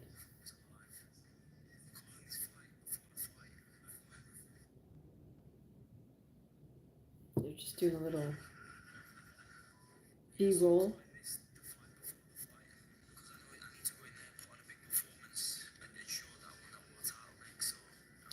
So Dalton is talking about this fight as a lead up to world title. So hopefully he didn't look past Mathieu Germain.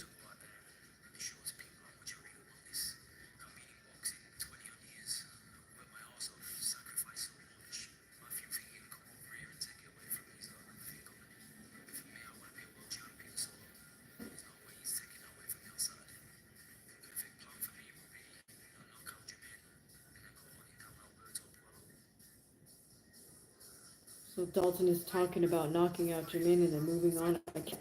I couldn't hear who he called out, but I think he's basically saying he's seeing this as his next step towards a world title.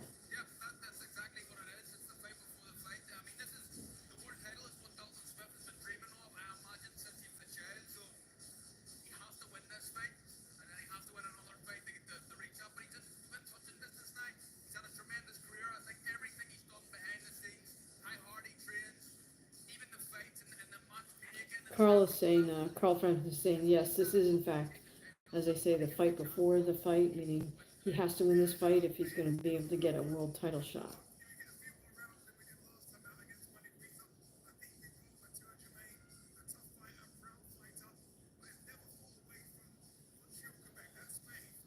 I hope they don't make us wait another 14 minutes for this fight to start, but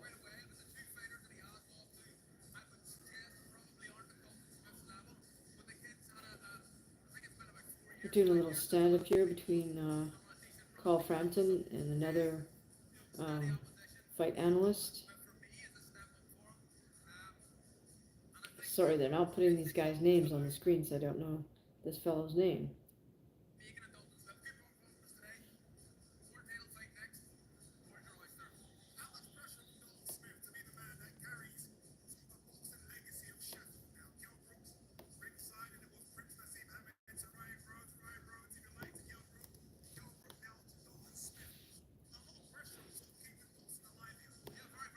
Which UFC fights are you guys looking forward to most coming up?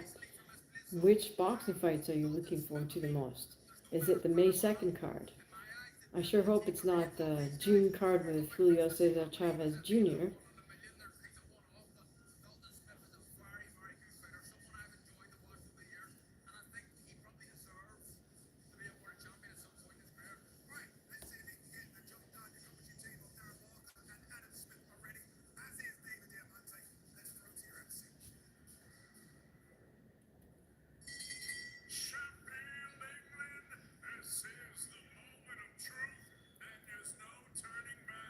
Oh boy. Okay, so we got the Terminator ring announcer.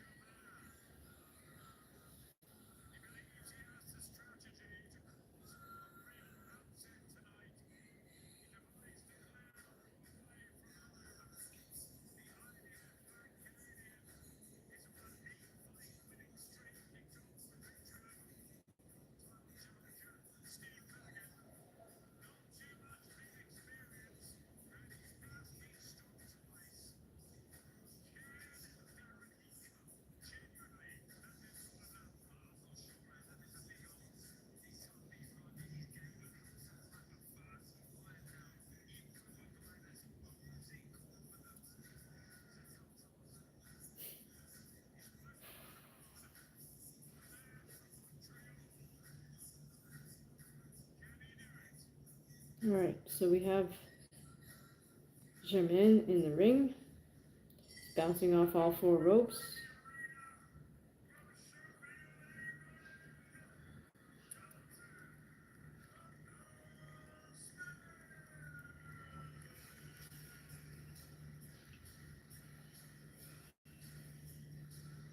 Alright, now Dalton Smith is doing his ring walk.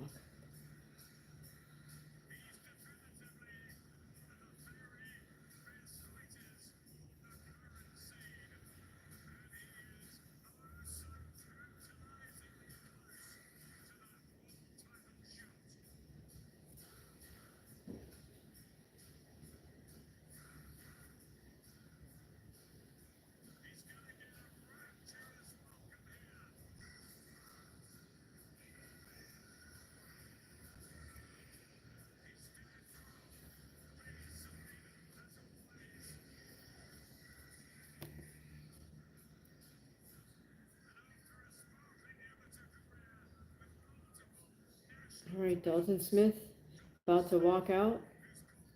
I guess he's defending some type of WC belt. Is it the silver belt that he's defending? WBC silver super lightweight belt. Okay, here we go.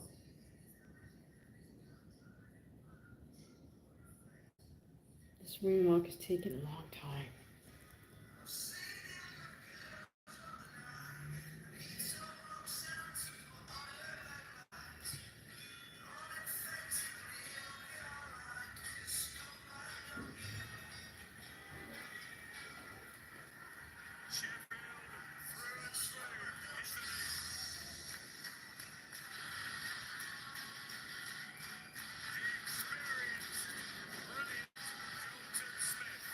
Alright, Dalton makes his way to the ring. He's sporting turquoise and black.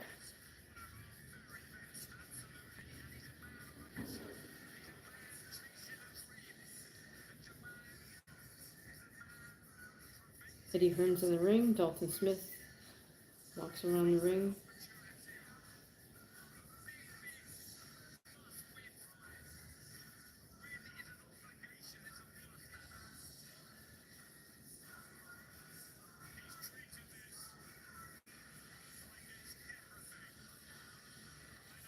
Okay. Dalton Smith in his corner. Gets a little water from his cornerman. Bouncing on his feet. Rolling up that a WBC belt in the corner. I assume that's his WBC silver belt.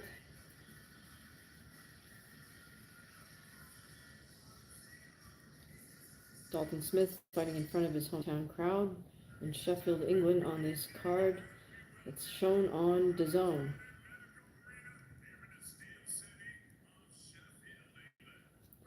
Alright, the Terminator's doing his ring announcements.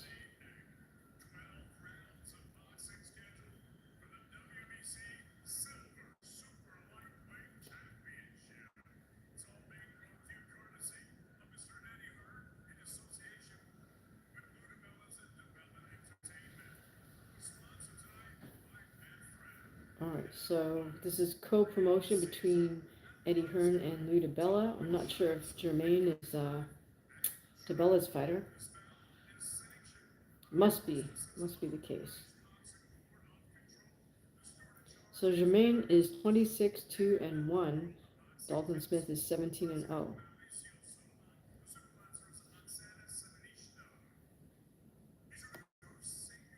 Alright, Terminator's going on with all his introducing the judges, of course.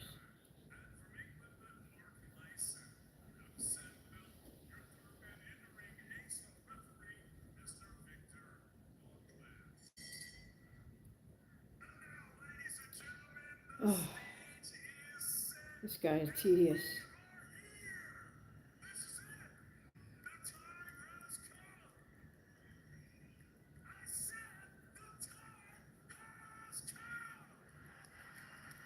Ring announcer's just pushing it a little bit too hard. He's not getting any response from the crowd, so he just says it again.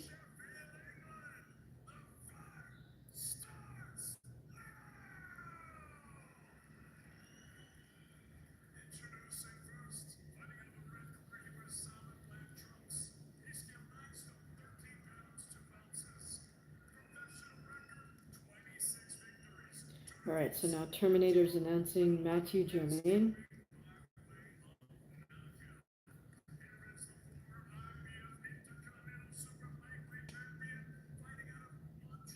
So he's an intercontinental super lightweight champion.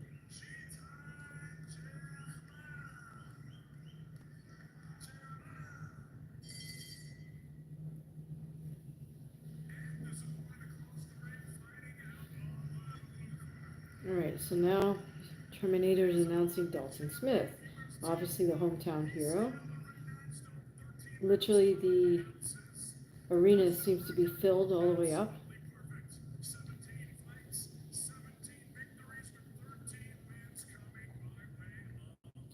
Let's see if Germain's experience will do him well in this matchup versus a hometown favorite.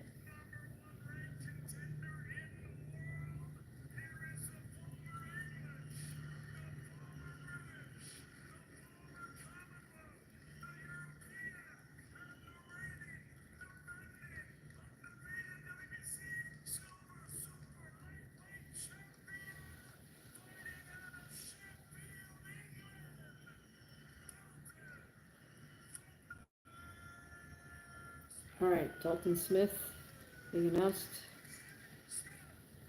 Lots of applause from the crowd. Kell Brook standing up to give him a hand. The men come to the center of the ring.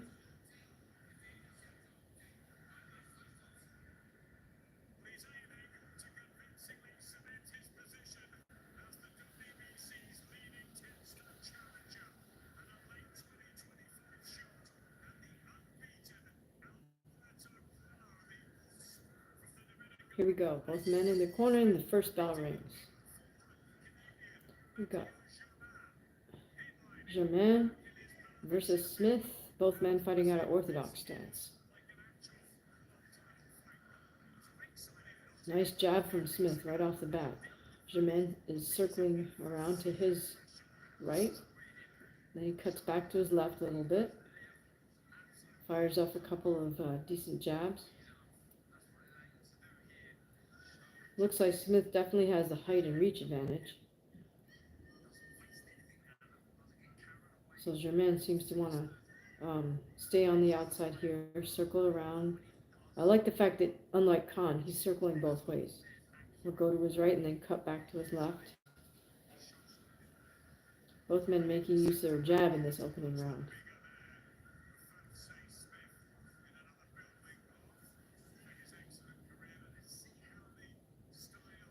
Germain very light on his feet.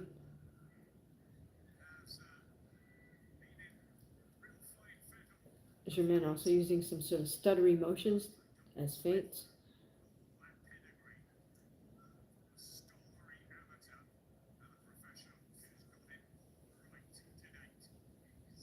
Lots of lateral movement from Germain. Dalton is sticking behind a high double guard, taking small steps as Germain moves around the ring. Dalton is just tracking him behind his high double guard. Oh, nice lead right hand by Dalton. Single jab followed by a single right hand from Germain. Single jab from Germain.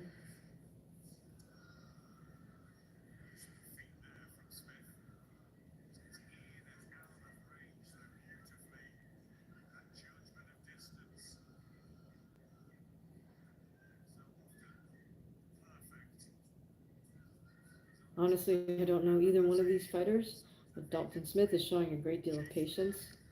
Oh, opens up with a right uppercut. Oh, very nice jab right hand by Smith lands. Another jab from Dalton lands well on Germain. Germain looks like he's going for a single leg takedown. Ref tells him not to do that. Germain acknowledges that. And we are back in action. Okay, a stutter feint to a jab by Germain gets countered with a jab by Dalton Smith. Germain's jab right hand seems to miss, but a sort of up jab does land for him. Germain still circling around the ring. Oh, very nice. Dalton comes in with a jab right to the body, and that's the round.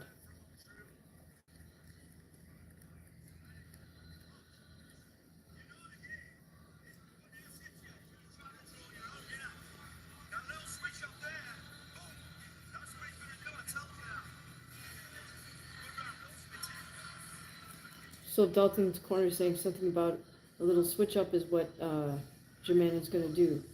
So kind of warning his fighter, I think, tactically.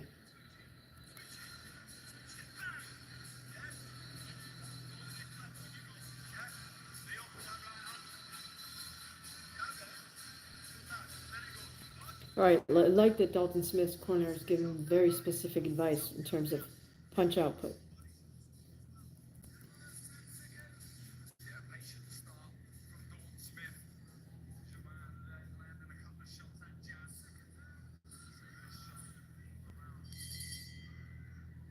All right, here we go with round two. Looks like Germain is going to play the boxer on the outside as he cuts to his right and then to his left and then back to his right. Dalton just staying on top of him. Jab to the head, jab to the body by Dalton Smith. Matthew with the jab to the head.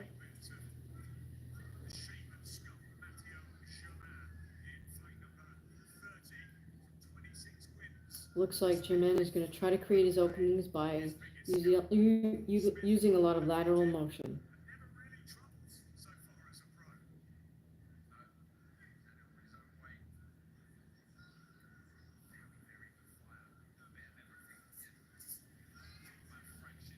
Dalton Smith throws a jab right hand, but misses with that right hand. It's a little bit round.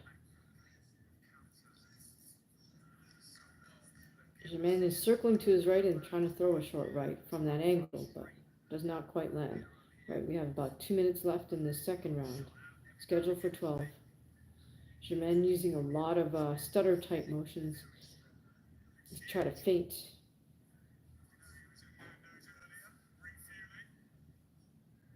Dalton with a nice strong jab. Dalton fighting behind a very disciplined high guard. He doesn't keep it glued to his forehead, kind of moving it from shoulder height back up as needed. Oh, very nice left hook for Dalton Smith. Double jab right hand for Dalton.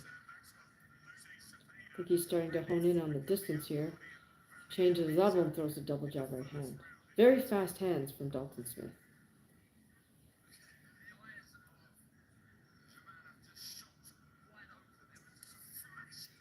One minute remaining in the second round of 12.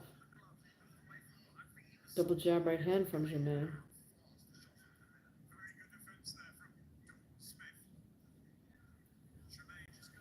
Germain must be in excellent shape. He's really circumnavigating that ring quite a bit here. Constantly moving left and right. Oh, very nice right hand lands for Dalton Smith.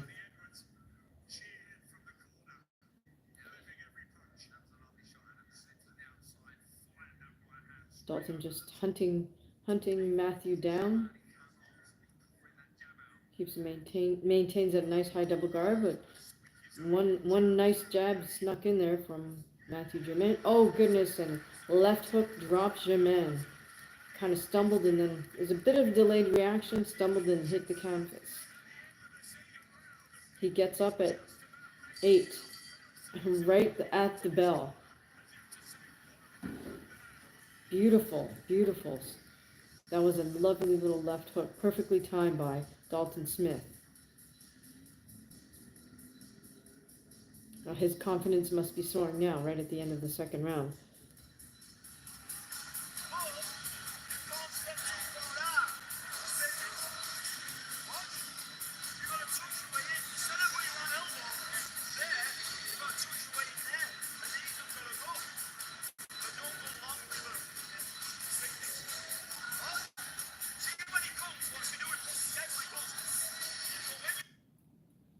I love how Dalton Smith's corner is giving him incredibly specific instructions on what to do and when to do it. What do you think, Great corner work. It's a really nice, oh, perfectly timed left hook by Dalton. That's what dropped Matthew. All right, here we go. Third round. Very nice jab by Dalton Smith. Couple of jabs. All right, Germain, I think knows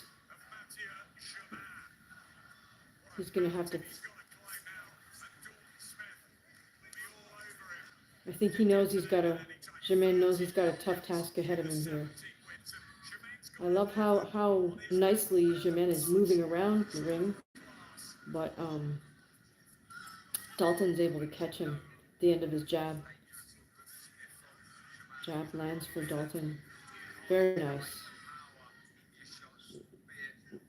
Germain is doing like a level change, like he's going to go to the body, and then he switches and comes upstairs with his jab, which is a great move, but I think that Dalton is wise to it now. Always lost on nothing else. Hello. You got Dalton by vicious KO? Yeah, I can see that coming for sure. For sure. Oh. Germain is opening up now as he had Dalton against the ropes. I think he's taking the philosophy that his best defense might be his offense. All right, Germain going laterally, left and then right, back and forth like that. Trying to stay away from Dalton.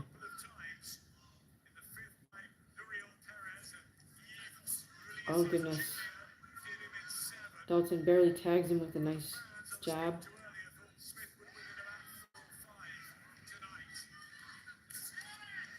Oh, nice short right hand from Dalton Smith.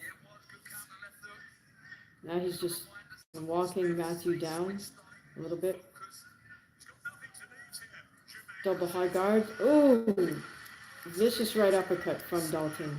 That had to hurt. So Germain's on his bicycle now. He's trying to just move around the ring. He's got just under a minute to go here. Lots of lateral movement from Germain. Feinting motions.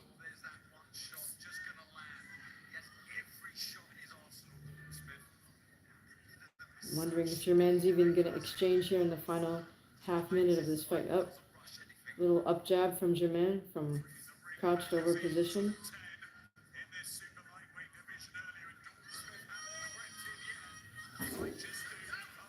Smith with a nice jab right hand.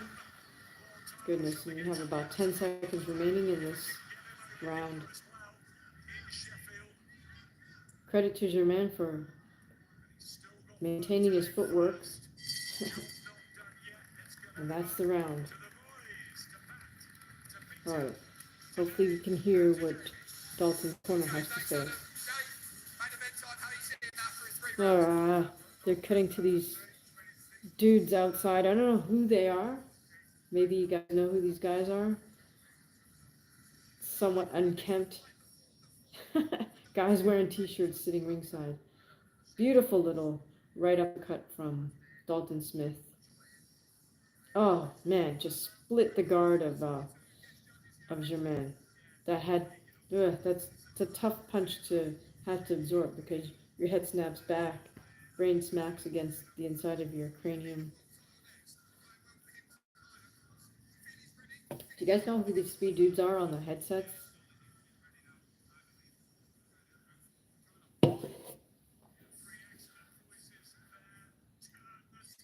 Alright, we are watching Dalton Smith versus Matthew Germain, and right now, Dalton is definitely ahead on the cards. He dropped Germain once, and just looked absolutely dominant in this first few rounds. We are in the fourth round, scheduled for 12. Dalton is defending his WBC silver belt. Again, no surprise, Germain is circling left and right. Dalton just landed a very solid 1-2. Oh, and a nice left hook again from Dalton. Germain is pressing the issue. Jab, uppercut, right hand. Dalton with a nice 1-2.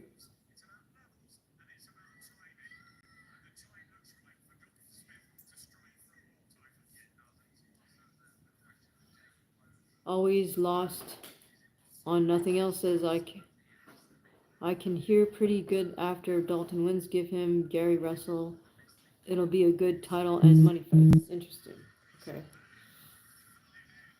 Hi, Move 37. We are watching Dalton Smith versus Matthew Germain. We are in the fourth round, scheduled for 12. The fight's taking place in Sheffield, England, and Dalton Smith is comfortably ahead. He's already dropped Germain one time.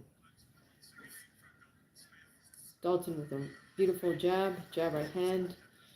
Germain goes in to kind of grapple, grab Smith around the waist. There's about a minute left in this round.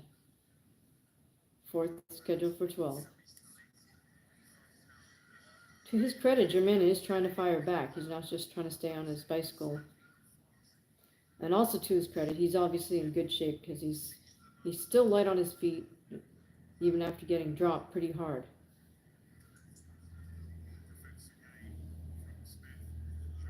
Matthews circling to his right. Nice defensive movements from Germain, but not enough to keep Dalton Smith off him.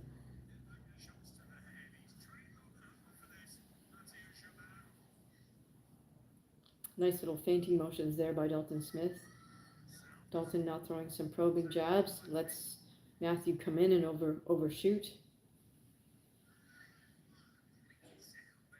Matthew just continues to circle around the ring while Dalton stays right on top of him.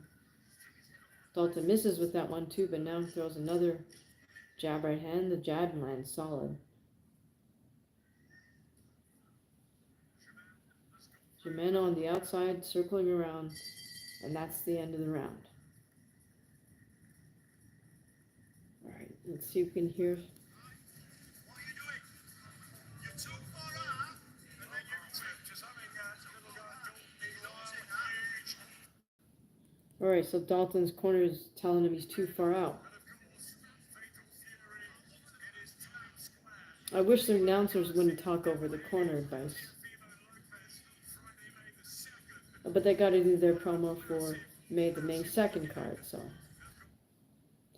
I find it more interesting to hear what the cornerman's trying to say.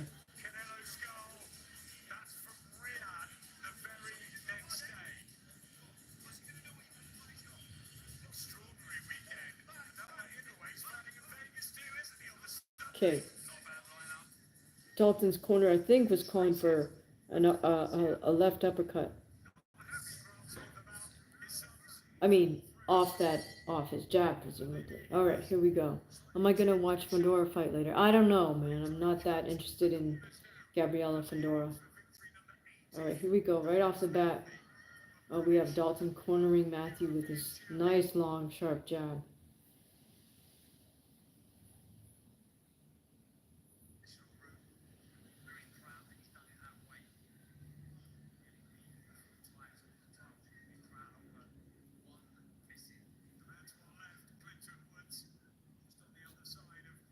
All right, Matthew parrying and circling, and then he goes in to grab Dalton's waist. Dalton with a nice 1-2. Matthew fires back a nice sharp double jab. There was a single right hand. That could be fatal. Matthew's jab gets parried by Dalton Smith. Matthew's constantly trying to move around the ring. Give Germain credit for coming to fight and for having good fundamentals as a fighter.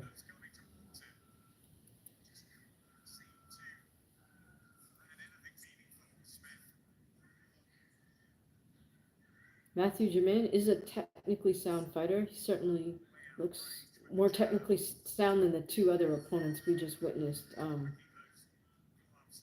Always lost on nothing else. Are you going to watch that Fundora fight?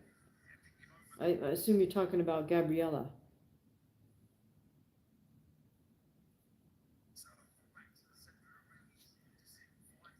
All right, we've got over a minute to go here in the fifth round of 12.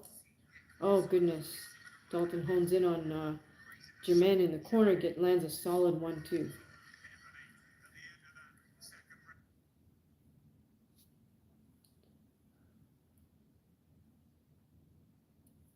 Move 70, move 37. What are you up to?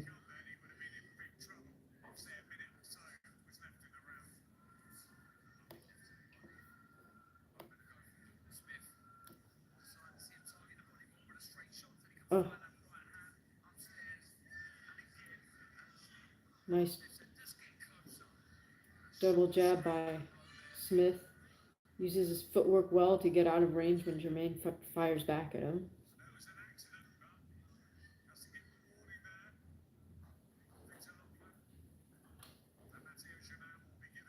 Dalton closing in on Mathieu.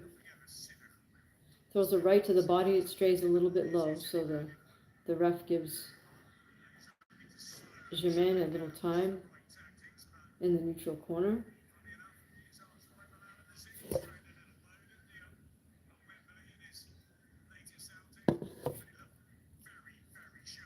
What fights are you guys looking forward to? Whether it's boxing or MMA, let me know.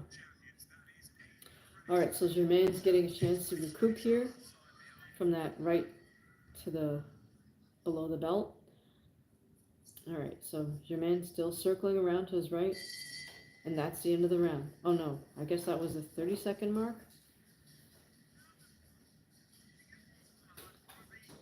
Germain starting to come alive here.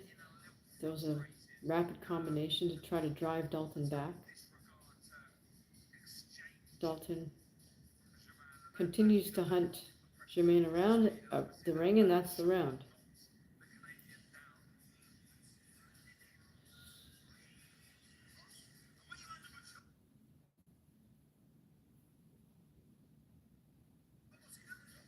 Always on the always lost on nothing else says, well, tonight it's more like boxing and pro wrestling. True. Yeah, there's no UFC tonight, but I was just talking in general. Move 37 says you're lurking in the shadows. Oh, gaming? Oh, okay. Fair enough.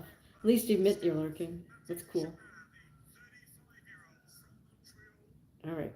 Thus far, guys, we got Dalton Smith fighting Mathieu Germain for to defend his super lightweight belt. It's a silver belt from the WBC, and he's winning handily at this point.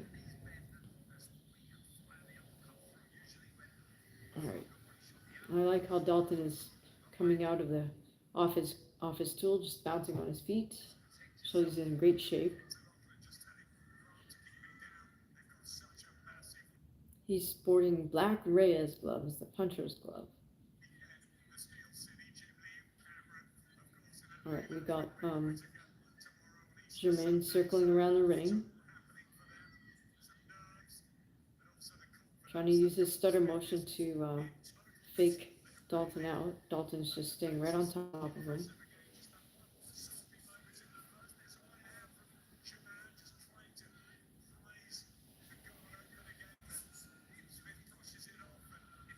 Oh, the referee is admonishing somebody in the corner? I don't know what about. In any case, then the action resumes. Alright, we got Germain circling around.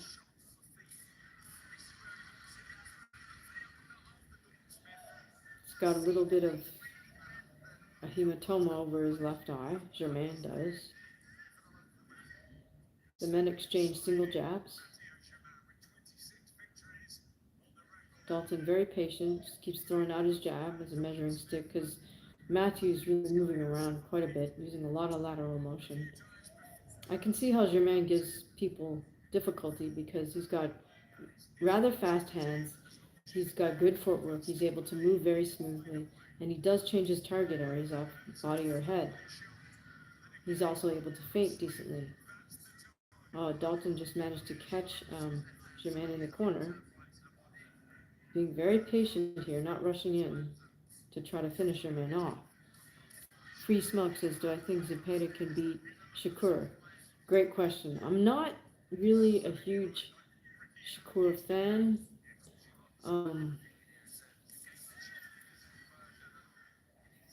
I can't answer that one definitively. Sorry, Free Smoke. That's a good proposal, though. I mean, I have to do a little more research on that one. What do you think? Oh, nice double jab body shot by Dalton lands. This could, I wonder if this is the beginning of the end. We have 1 minute left in this. Is it the sixth round of 12? A double jab right hand from Dalton, followed by another left body shot. I think we have 30 seconds left here. No, we have a minute left. I don't know why they banged it. And then they ring a bell when there's 30 seconds left. It's very strange.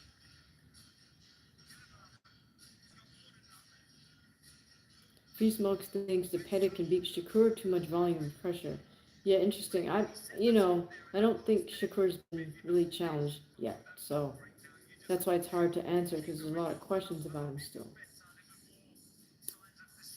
Always lost on nothing else says the Pettit versus Shakur will go to decision. Interesting. All right. All right. Well, hey, if you guys appreciate all the boxing breakdowns and whatnot, feel free to leave super thanks or super chat here if you will, and also please consider joining the channel as a member. Just click on the join button and you can join the channel for less than $3 a month.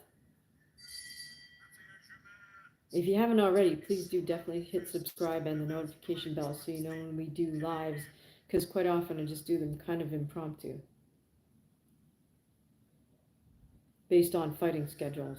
And as you know, fight schedules in Europe versus US, the fights in Europe can happen like this. For us, this is the middle of the day in the US.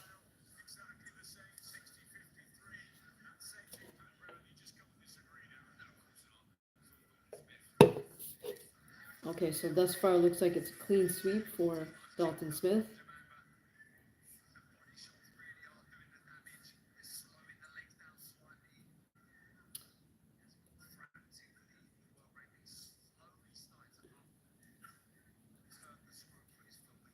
I think Smith is starting to break Germain down, but to Germain's credit, he's still light on his feet. He does hold an intercontinental belt, I believe. All right, left hook to the head, left hook to the body by Dalton Smith lands. Beautiful. All right, and then they fall into a clinch. We are in the 7th of 12 rounds. Dalton Smith is defending his WBC silver super lightweight belt. Very nice jab by Dalton Smith lands. To his credit, Matthew Germain is a game fighter and he's a solid fighter. Unlike the other two B-sides we just saw, Germain has very good fundamentals. He has good offense and defense. He might be just a little bit outgunned here in the much sort of taller Dalton Smith with a longer reach.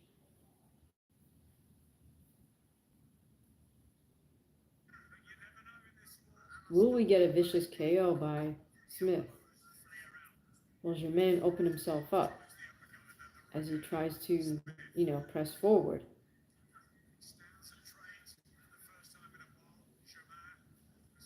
Germain is moving left and then right. I like how he moves. He's got great footwork.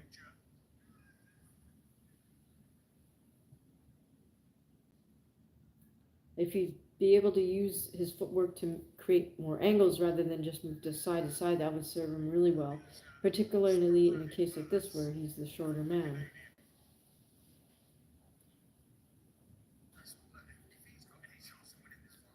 Oh goodness, so Dalton just using his jab as a measuring stick and posting on Germain's head and then opening up with a right hand. Jab right hand, jab, 2 body shots by Dalton, then a lead left hook. Fall into a clinch, separate center ring. It's about a minute and a half to go for this 7th of 12 rounds. Any of you guys going to tune in to watch any fights in the United States tonight? All right, Germain circling to his right. Dalton with a double jab.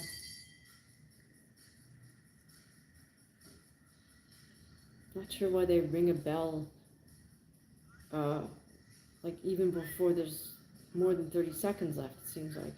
All right, Dalton caught Matthew in the corner, started opening up with jabs and right hands and body shot. Matthews trying to land his jab, overhand right, and an up jab. So give him credit for still trying to be aggressive in spots here. But right now it looks like he's mostly on his bicycle.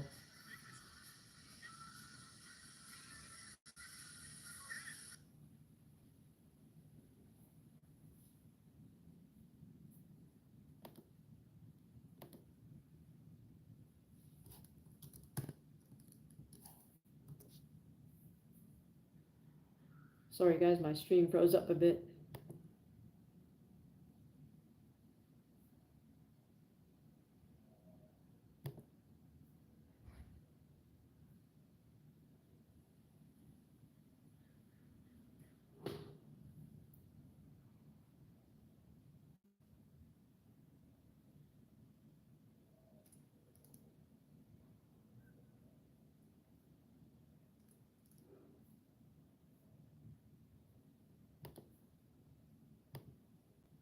Alright, let's see if I can get my stream back, guys. Sorry for the delay.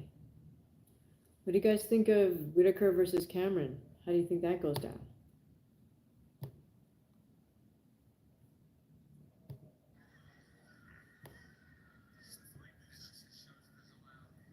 Alright, we are in round 8. Just over 2 minutes remaining. Scheduled for 12. Are you guys going to watch Whitaker versus Cameron, the rematch?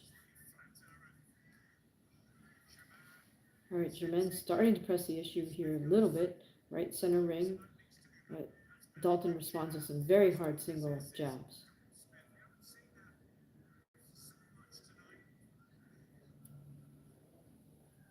Germain is still mostly circling around, but every now and again he stops and plants himself to throw a combination. How do you think Frazier Clark will fare in his fight after being brutally KO'd by Fabio?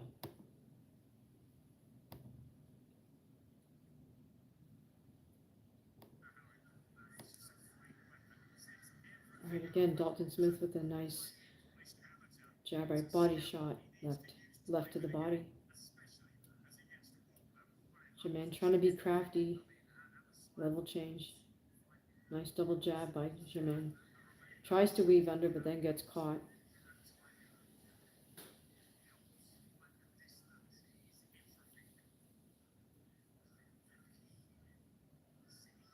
All right, guys, appreciate you very much.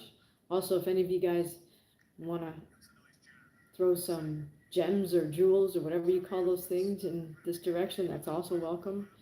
I don't even know how to do that, but I know it's possible. All right, here we go. Jab right hand by Dalton Smith.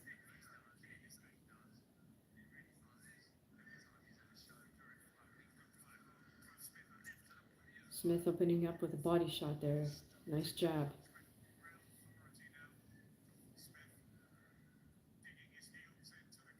Dalton Smith, nice double jab right hand, but I don't really like that he celebrates that right hand. It's not necessary.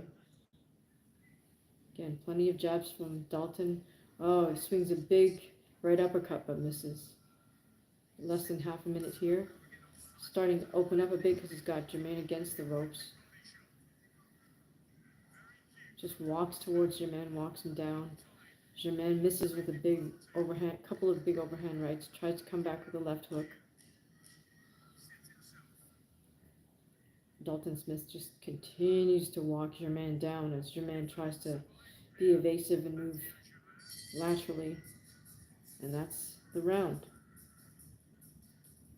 All right, Move 37 says Whitaker is the more popular fighter. Oh, for sure. But are you saying Whitaker lost the fight? So you're going to root for Whitaker, or are you going to root for Cameron?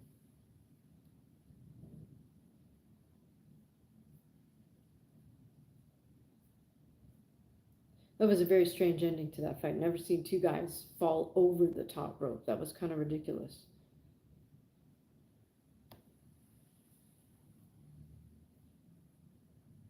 So move 37. Are you rooting for Whitaker or you're rooting for Cameron?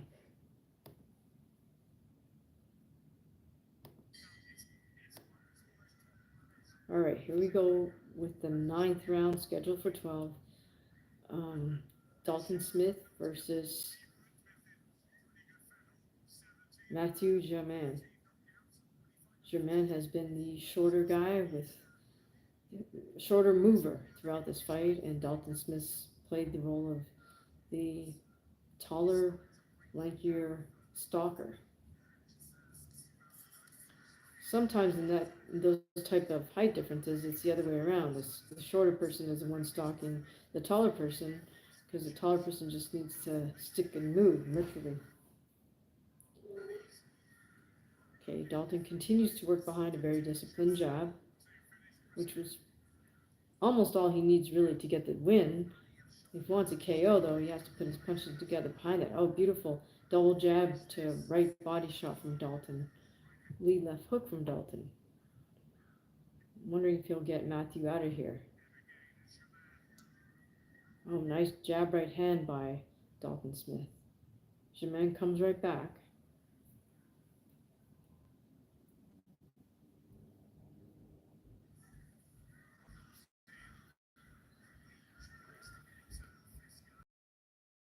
His jab to keep Matthew exactly where he wants him, at distance in front of him. Matthew misses with a big overhand right. Matthew with a jab to the body.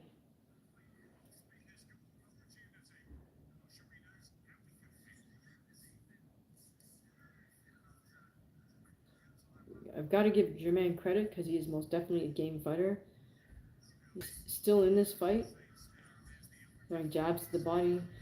He's feinting, he's moving, circling both ways, forcing to just continue to stalk him down. Dalton with a double jab. Matthew circles around. Dalton follows with a double high guard. Oh, okay, so move 37 is rooting for Whitaker. Cool. Okay. That's the cat. Always wants attention. Always has food and water, but always wants attention. All right.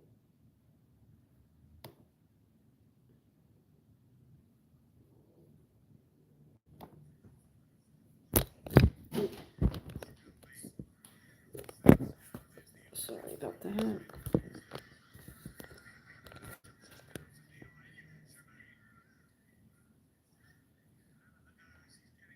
Right, we got 30 seconds left in this ninth of 12 rounds.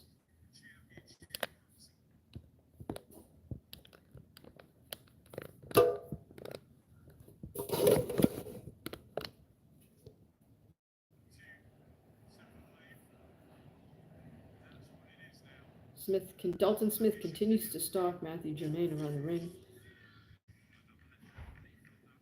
Catches him with a jab and two body shots.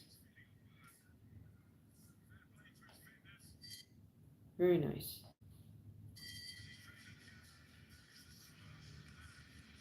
All right, we got a couple rounds left, guys.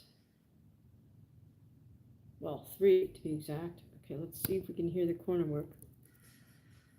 No.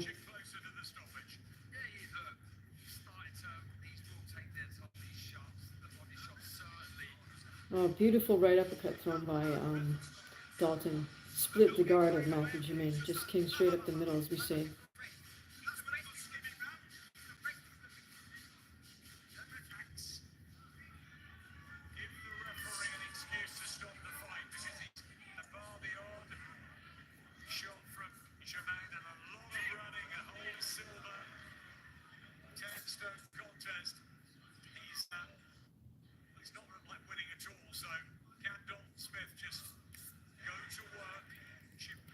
All right, I'm not sure what Smith's corner was calling for, unfortunately. It's not really fair that they're not cutting to Germain's corner and they don't have a translator. I'll assume that Germain is going to be speaking Quebecois with his cornerman. But in any case, we have Germain circling the ring. Dalton's using his jab, to try to pin him down. Oh, beautiful little pivot motion with an uppercut by Smith. And Germain certainly looks hurt. Fires back a left hook, but it gets caught. Alright, Dalton's starting to unload here. Germain, to his credit, is trying to fire back. Smith with a jab right hand. Both men exchange simultaneous jabs. I definitely give Germain credit for coming to fight and for having good fundamentals.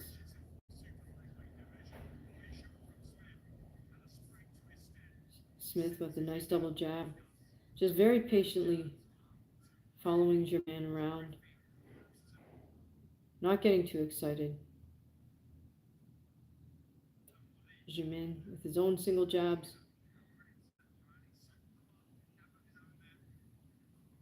Dalton with a really nice jab. Oh, right uppercut. And then Germain sneaks in a little overhand left. Smith with a beautiful 1-2.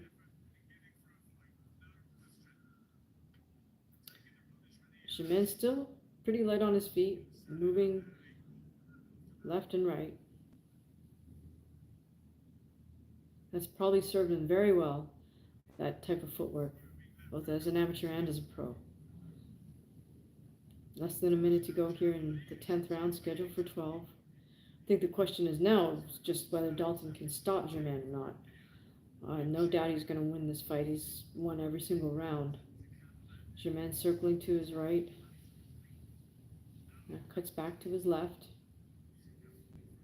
Back to his right. Dalton just patiently following. Throws some single jabs. Starts to open up when he gets Germain against the ropes.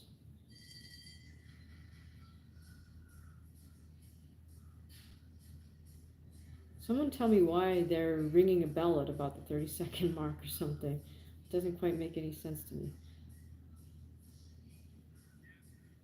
Nice 3-punch combination from Dalton Smith. Jab, body shot, right, left hook. And that's the round. All right. So are you guys going to all tune in for May 2nd? 3 fights in Times Square, New York, New York. I don't know, who do you guys have winning? I mean, I'm picking all 3 of the A sides. I mean, Ryan, Devin, and Teo. I mean, I think it sets things up perfectly. But also, in all honesty, I do think, provided those 3 guys do their due diligence, they should win their respective fights. All right, again, trying to listen in on Dalton Smith's corner, but I can't quite hear. Looks like he's calling for left shots to the body.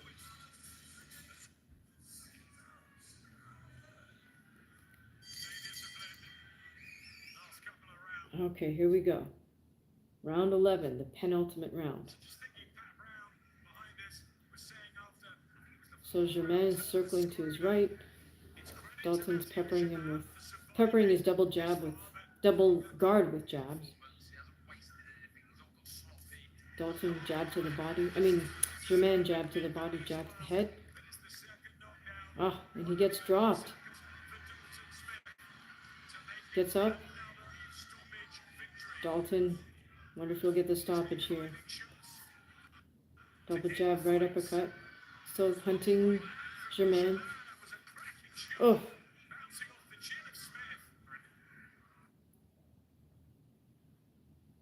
Great combinations by Smith.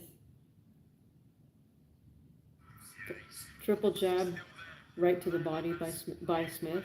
Germain still circling.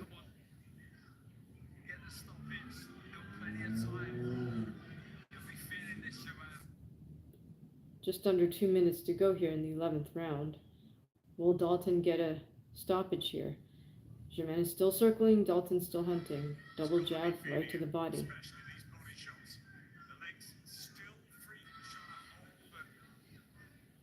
Move 37 says, tuning for May 10th. Oh, cool. All right, so Germain just circling away to his right. Just wondering if he's, at this point, just trying to survive.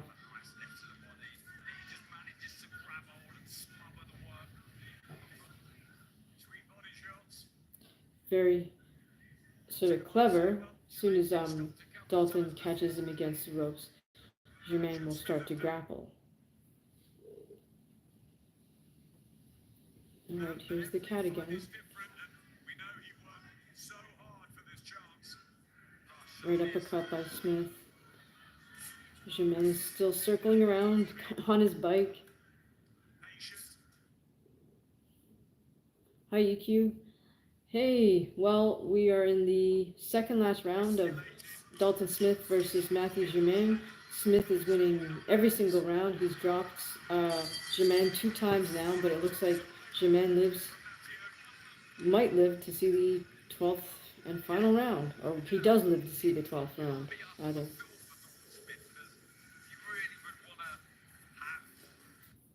Welcome back, EQ. Thank you for rejoining. Remember, you guys, if you have not yet hit the subscribe button, please do that. Also hit the notification bell. Feel free to leave a super chat or super thanks. Feel free to send a gift or gift a membership. Alright, here we go. Showing us replays. Dalton knocked Germain into the ropes with a left to the body right hand.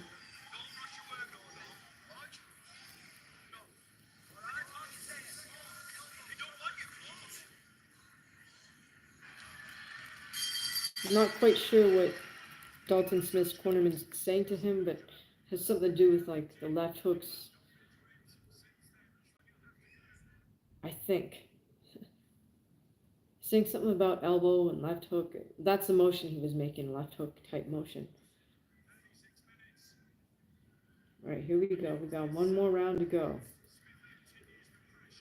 Can Smith finish Germain off? Well, oh, he just pasted Germain with a very hard right hand. Germain, to his credit, his game, he's come back with left hook. EQ, yeah, 100% one-sided.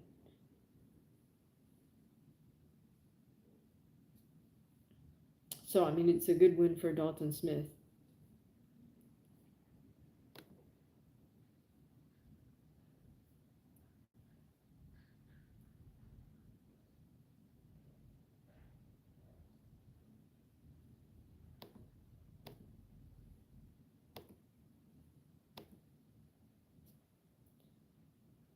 Oh, we got Matthew down on the ground on the canvas one more time.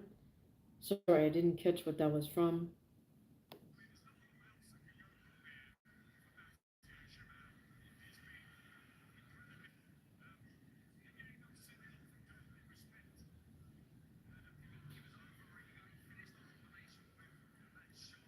There's 2 minutes left on the clock.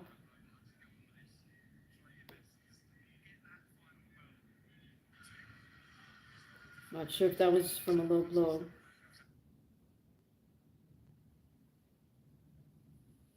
Sorry, you guys, my stream is sort of freezing up every now and again.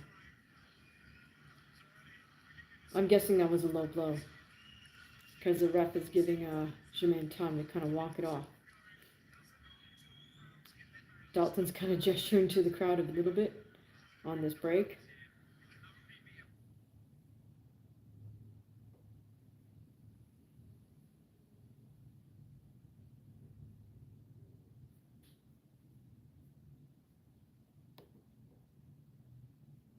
I suppose Germain might as well use it as much time as he can. No need to rush back into danger, I suppose.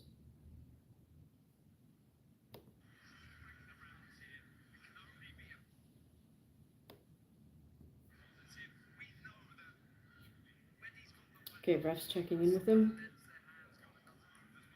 And the action resumes. We got 2 minutes left in this final round of Dalton Smith versus Matthew Germain. Dalton Smith is defending his WBC silver super lightweight belt. Oh, beautiful jab right hand lands for Dalton Smith. Germain just smothers and grabs his waist. Germain back on his bike, kind of circling around. Dalton lands another straight jab, straight right hand. Under a minute and a half. Germain just using his footwork to try to survive, I think, at this point. Dalton, if nothing else, he certainly got some rounds in here. Quality rounds.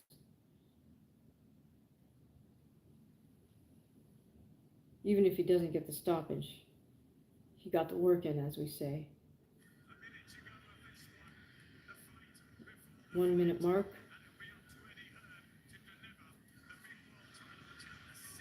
Germain grapples a little bit.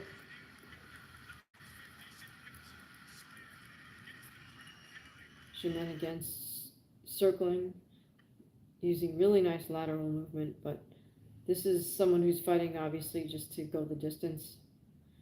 Dalton with some nice body shots. Raises his hand in victory. Oh, and he drops Germain one more time. We're at points to Smith to head to the neutral corner. There's about 30-something seconds left here. Germain rises at 8. Wow.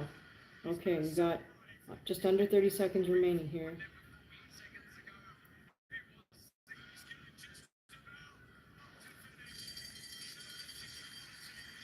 Dalton lands a nice little short right uppercut on the inside. Germain is definitely on his pike.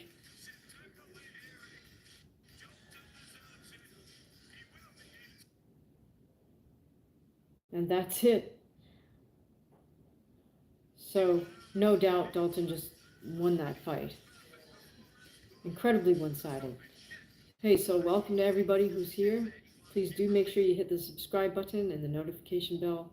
If you're feeling in a generous mood this weekend, feel free to leave a super thanks or super chat, or feel free to gift somebody with membership. All right, so I don't know, do we need to wait for the official particulars, as they say? I think it's pretty safe to say Dalton Smith won that fight by an incredibly wide margin. I give him every round, plus there's 2 knockdowns, so good for him to get that work in, as we say. Sometimes if you get greedy and go for the KO, you can get yourself in trouble. But guys, it's been 3 hours. I'm a little parched, so I think I'm going to call it an afternoon. I don't know that I'm going to tune back in for that Gabriela Fundora fight. I'm not that interested.